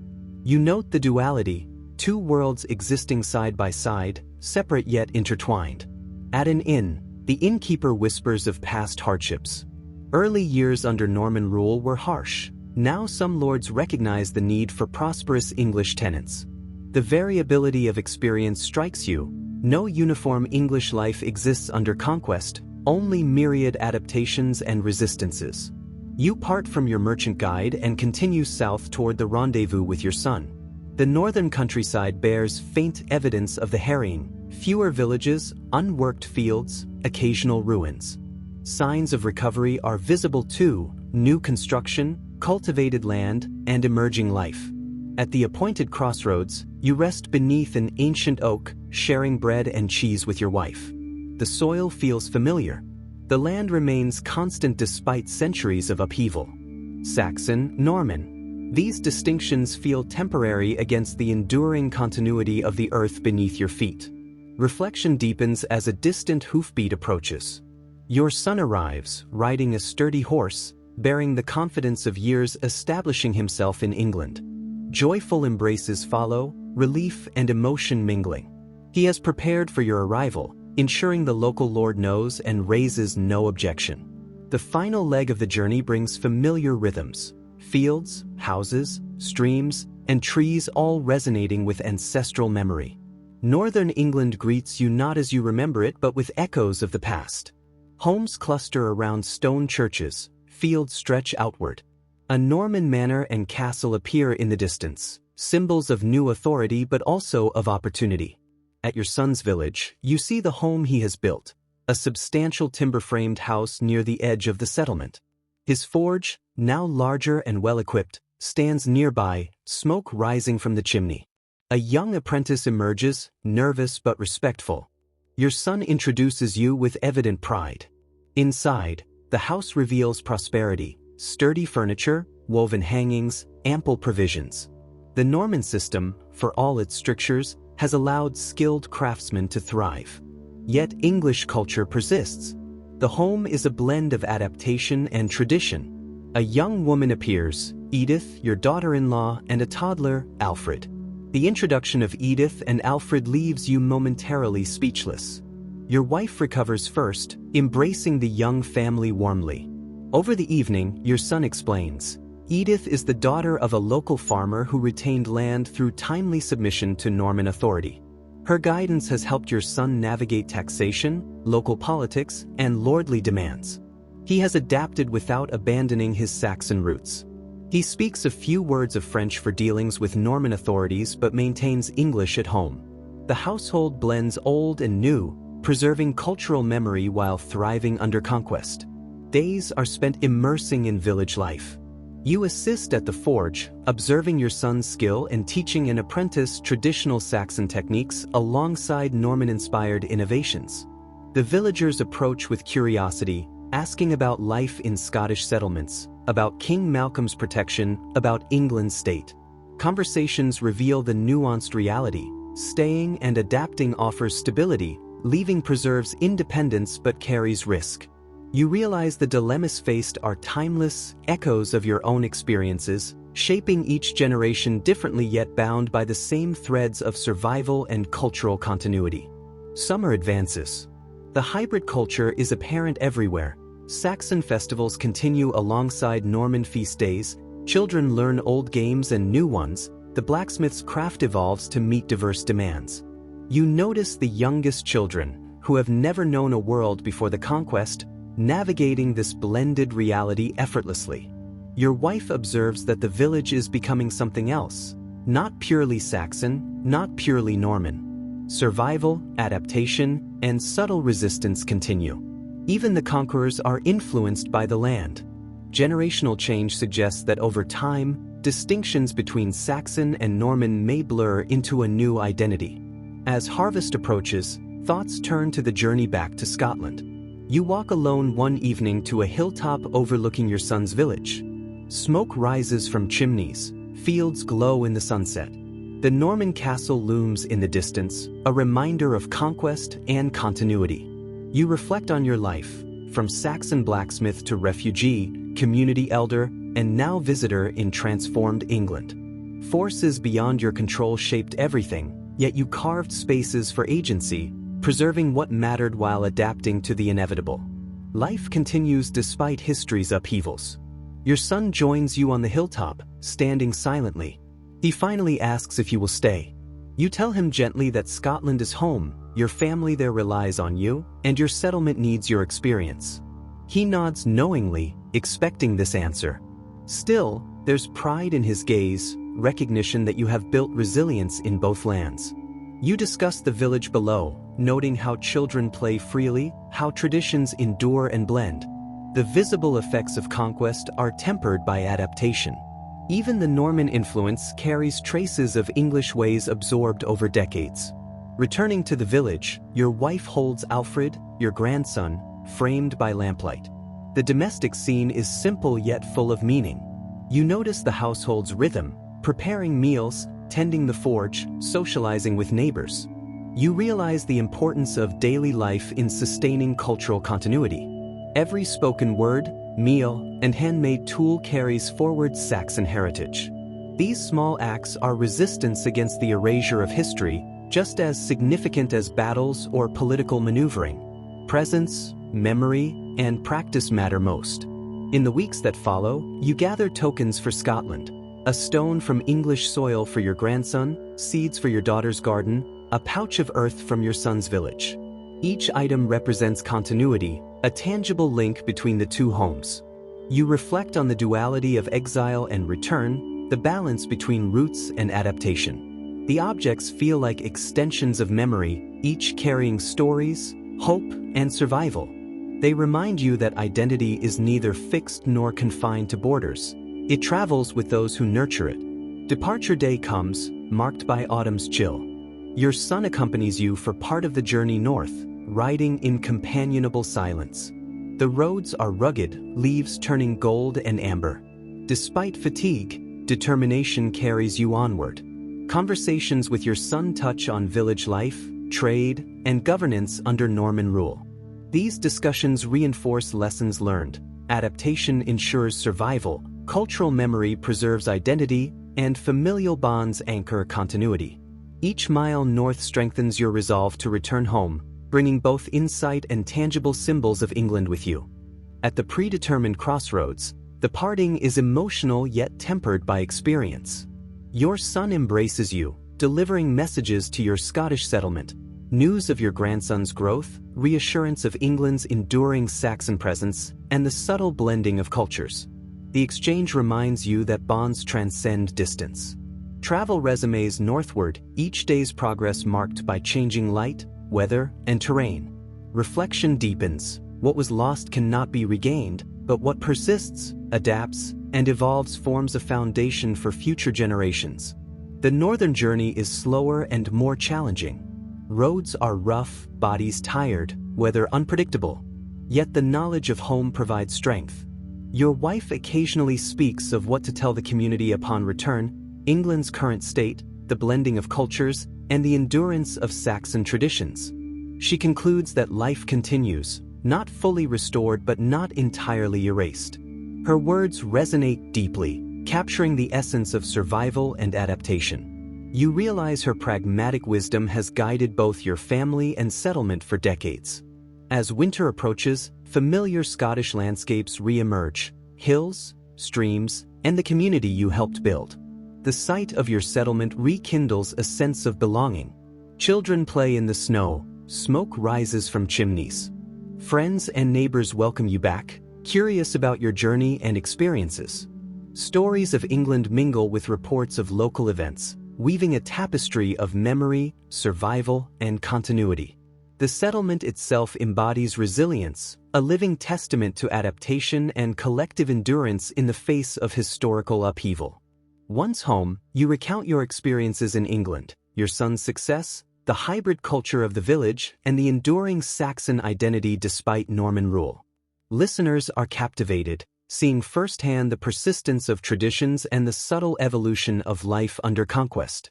The stories teach lessons about adaptation, compromise, and survival. Your wife shares insights on blended practices and festivals, emphasizing continuity over nostalgia. Together, you reaffirm that while the past shapes life, human agency and resilience determine how cultural memory persists. Life in the settlement settles into a reflective rhythm. You oversee the forge, guiding apprentices, while your wife nurtures gardens and teaches younger generations the practical skills and cultural traditions of Saxon life. Seeds from England take root, a symbolic act of continuity. Children learn both old and new ways, ensuring that heritage persists. The community grows stronger, united by shared history, survival, and adaptation. The quiet endurance of culture across generations becomes your legacy, a subtle form of resistance that outlasts conquest and displacement. Winter settles over the Scottish settlement, blanketing fields and roads with snow. Days are shorter, evenings longer, and the forge glows with steady warmth. Your work slows, allowing time for reflection. You recount the journey south, the landscapes of northern England, and your son's adaptation to life under Norman rule. The tokens you brought back, a stone, seeds, earth, become focal points for storytelling. They embody memory, continuity, and connection between places separated by years and conflict. Each object sparks wonder in the younger generation. Your wife tends the hearth and garden, sharing lessons in practical survival and cultural traditions with younger women in the settlement. She explains the significance of seasonal cycles, planting and harvesting, weaving history and memory into every gesture. The children listen, absorbing not just the instructions, but the sense of belonging and heritage they convey. Through these acts, Saxon practices survive subtly, in everyday life, outside the written record. The small gestures of teaching, sewing, planting, and cooking preserve the essence of a culture under threat. Spring arrives, thawing frozen rivers and revealing the fertile soil beneath. Crops are sown with care, incorporating seeds from both local Scottish fields and the gifts brought from England. The community works together, sharing labor and knowledge. You notice the resilience in younger hands, quick to learn and eager to adapt techniques from both lands. The settlement thrives despite isolation, a living model of hybrid survival. Daily life, craft, farm, trade, anchors identity, proving that continuity exists in action, not only in memory or place. Visitors occasionally arrive from distant English settlements, bringing news of family, politics, and commerce. Letters from your son arrive irregularly but eagerly awaited. Each one conveys a mixture of hardship and opportunity, illustrating the uneven nature of post-conquest England. Through these communications, you witness the cultural blending firsthand. English families preserving language and tradition, Norman authorities imposing new systems, and communities negotiating a shared reality. Knowledge of this world reassures you that Saxon heritage continues beyond the Scottish border. The forge becomes a hub for younger apprentices and craftsmen, a place where Saxon techniques and Norman innovations coexist. You guide the learning, ensuring that essential methods and values are preserved. Each item crafted carries dual significance, a practical tool for life and a symbolic act of cultural persistence. Visitors marvel at the quality and style, unaware that every strike of the hammer connects past, present, and future. The forge's rhythmic clanging becomes a chorus of continuity, echoing lessons learned across generations. Community life flourishes alongside the craftwork. Children play traditional games alongside new ones, absorbing a hybrid culture naturally. Festivals are celebrated, blending Saxon and Norman observances. You and your wife participate, advising on older customs while observing the new. Conversation revolves around family, survival, adaptation, and the merging of ways. Through observation, you see the subtle influence of England carried north: songs, language, methods of building, culinary practices. Culture evolves, quietly and powerfully, across borders. Years pass with seasonal predictability.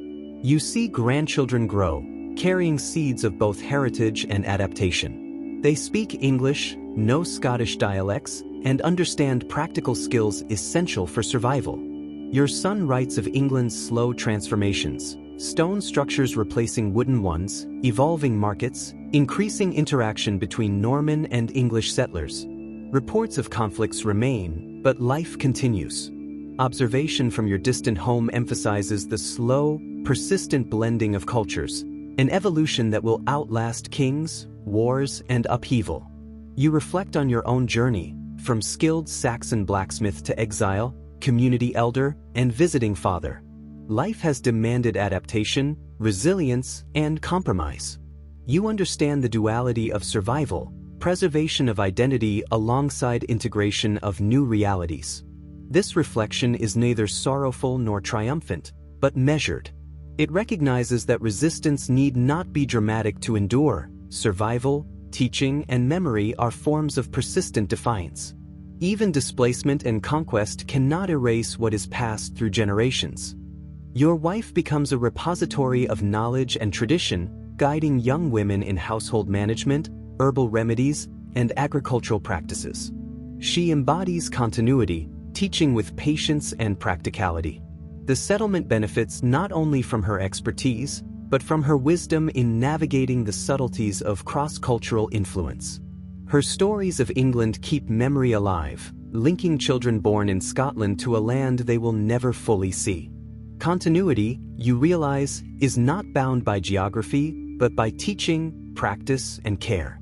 The community observes harvest, winter, and spring cycles with renewed understanding. Children participate in both practical and cultural activities, ensuring traditions persist. Your son writes of new projects in England: forges, homes, community initiatives, showing the enduring need for skilled hands and knowledge. Letters reinforce the connection between settlements. You watch grandchildren play, helping wherever needed, and see life continuing, resilient, adaptive, and rooted in both memory and practice. The Norman Conquest, though shaping history, cannot extinguish the human capacity to endure and carry culture forward. Summer arrives, bringing warmth and renewed activity to the settlement. Children roam freely, their laughter echoing across the fields. You observe them closely, noticing how naturally they blend traditions: games learned from parents, songs from grandparents, practical knowledge inherited through work. The cultural continuity you helped maintain is evident in these youngest members. Each child carries a living connection to Saxon England, even as the environment and society around them are shaped by Scottish influence and the distant Norman presence. Your forge hums with life, apprentices working alongside you and your son. Visitors from nearby villages admire the quality of craftsmanship, asking for tools, horseshoes, and utensils. The forge has become more than a workplace. It is a center of learning and cultural preservation. Each piece of metal shaped, each hammer strike, carries generations of knowledge. You see this as a quiet form of resistance, sustaining Saxon traditions even under the shadow of foreign rule. The melding of techniques from Scotland and England enriches the craft in ways you could not have imagined in your youth. Letters from your son continue to arrive, detailing his life and the evolving English landscape. He describes towns slowly rebuilding, new markets forming, and a cautious coexistence between Norman lords and English tenants. Some regions remain harsh, others surprisingly accommodating. He writes of his own family, Edith and young Alfred, thriving, a small network of English settlers maintaining customs alongside the imposed Norman order.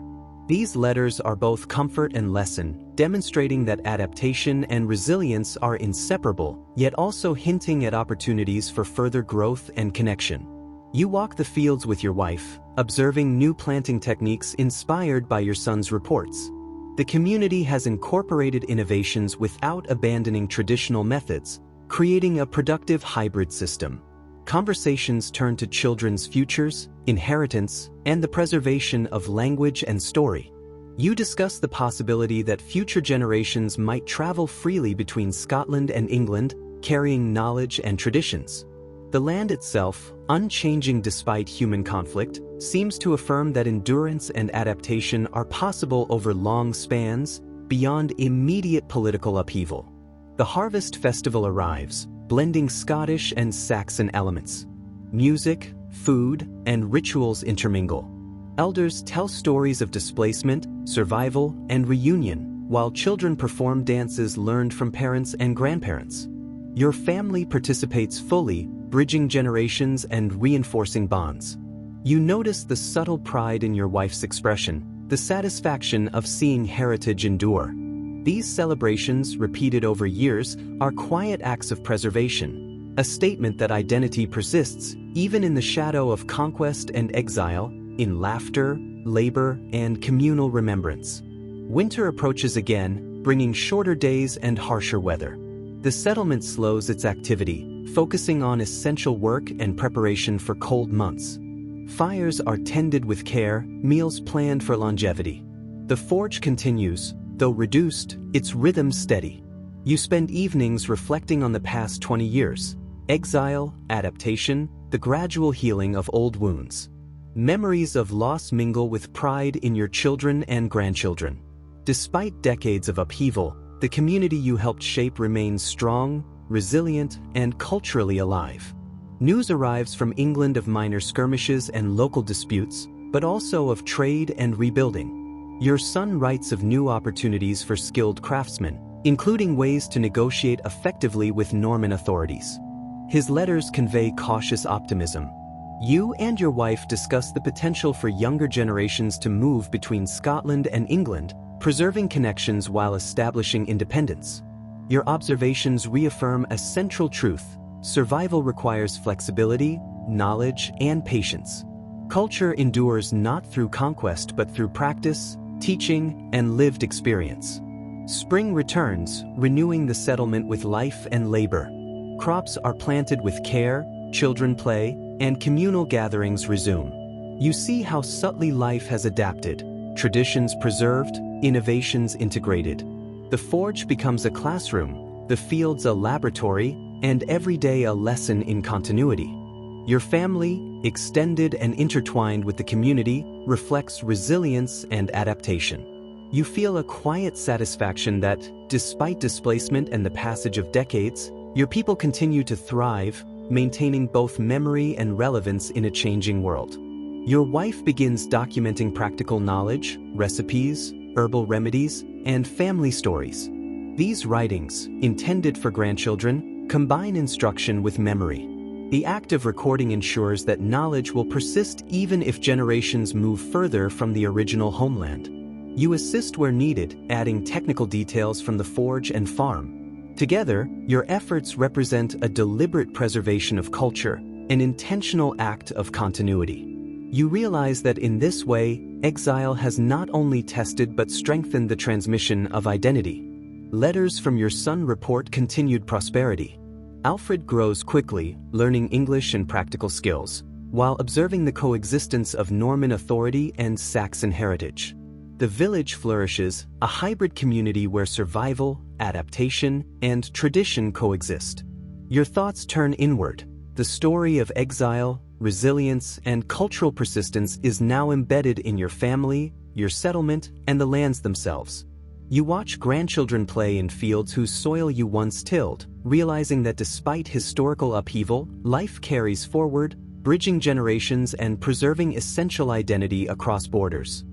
Summer settles over the settlement. You notice how children, born into exile or recently returned from England, navigate both worlds effortlessly. They play games taught by elders, speak English fluently, and adopt practical lessons from Scottish neighbors. In them, you see the continuation of Saxon heritage, subtly transformed yet resilient. These youngest members are neither bound by old grievances nor confined by past loss. They embody adaptation. Watching them, you feel a quiet satisfaction. The cultural flame you've helped preserve flickers brighter than you could have imagined. Scene 192. Your forge has become a central hub for both practical work and social exchange. Villagers stop to consult, barter, and share news. Some bring small English crafts for repair, while others seek guidance in maintaining traditions alongside Scottish methods. Apprentices, inspired by your son's example, ask questions eagerly. The rhythm of hammer against anvil, punctuated by conversation, echoes centuries of continuity. You understand that your labor, like your memories, shapes more than objects. It shapes identity, sustaining heritage through hands-on experience for generations yet to come. Scene 193. News of minor conflicts in northern England reaches you. Letters from your son describe disputes between Norman lords and locals, but also clever negotiation, adaptation, and survival. These accounts remind you that England remains politically fractured, yet socially resilient. You discuss the reports with your wife, reflecting on the endurance of your people under changing rulers. Even amid upheaval, communities rebuild, adapt, and continue daily life. History, you realize, is less a line of conquest than a tapestry woven from countless acts of human resilience, adaptation, and memory. Scene 194. A quiet spring evening finds you and your wife walking the fields, reflecting on decades past. The settlement thrives, traditions endure, skills and stories have been passed along. You feel the weight of loss but also the satisfaction of survival. Birds call overhead, crops sway in the gentle wind, and the continuity of life feels tangible. You understand that exile was not merely a rupture but also a test of endurance and creativity. The land itself offers a kind of reassurance. Seasons continue, children grow, and heritage, though transformed, survives. Scene 195. Your wife begins compiling family histories, oral stories, and remedies into a simple ledger. She intends for grandchildren to understand both the trials endured and the lessons learned. You assist with metalwork diagrams, sketches of tools, and practical tips. Together, you create a living archive that will guide future generations. This act of preservation, quiet yet deliberate, ensures that the cultural identity of your family and community will endure beyond any immediate political change. It is the ultimate form of resistance and continuity. Scene 196. Letters from your son reveal a prosperous village life under Norman oversight. The coexistence of English and Norman cultures is apparent. Children learn English and French, festivals blend traditions, and local governance is tempered by pragmatism. Alfred grows strong, skilled, and aware of both worlds. Your son's narrative reassures you that Saxon knowledge and identity remain intact, even amid adaptation. You see clearly that heritage is not erased by conquest. It evolves, persists, and finds expression in new, resilient forms. Scene 197. Harvest season returns, bringing communal gatherings, labor, and celebration. Elders tell stories of past struggles, teaching lessons to younger generations. Songs, games, and dances from pre-conquest England mingle with Scottish customs. You notice how seamlessly the children navigate these blended traditions, unaware of strict historical divisions. The community is living history, a testament to endurance. Standing amidst the bustle, you recognize that exile and adaptation have forged something unexpected. Continuity that thrives not in resistance alone, but in integration and shared practice. Scene 198. Your reflections deepen during a solitary evening by the forge. Years of work, displacement, and rebuilding have created a legacy beyond the immediate. Apprentices carry skills forward, children absorb stories, families adapt to new realities.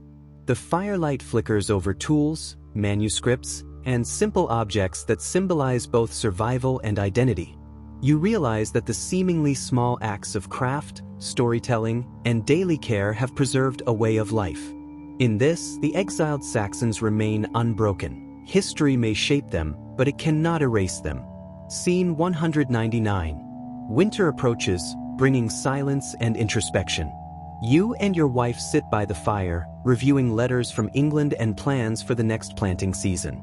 Memories of exile, the harrying, and the long journey south mingle with pride in your children and grandchildren. You see the enduring patterns of resilience, adaptation to foreign rulers, preservation of language, and transmission of skills.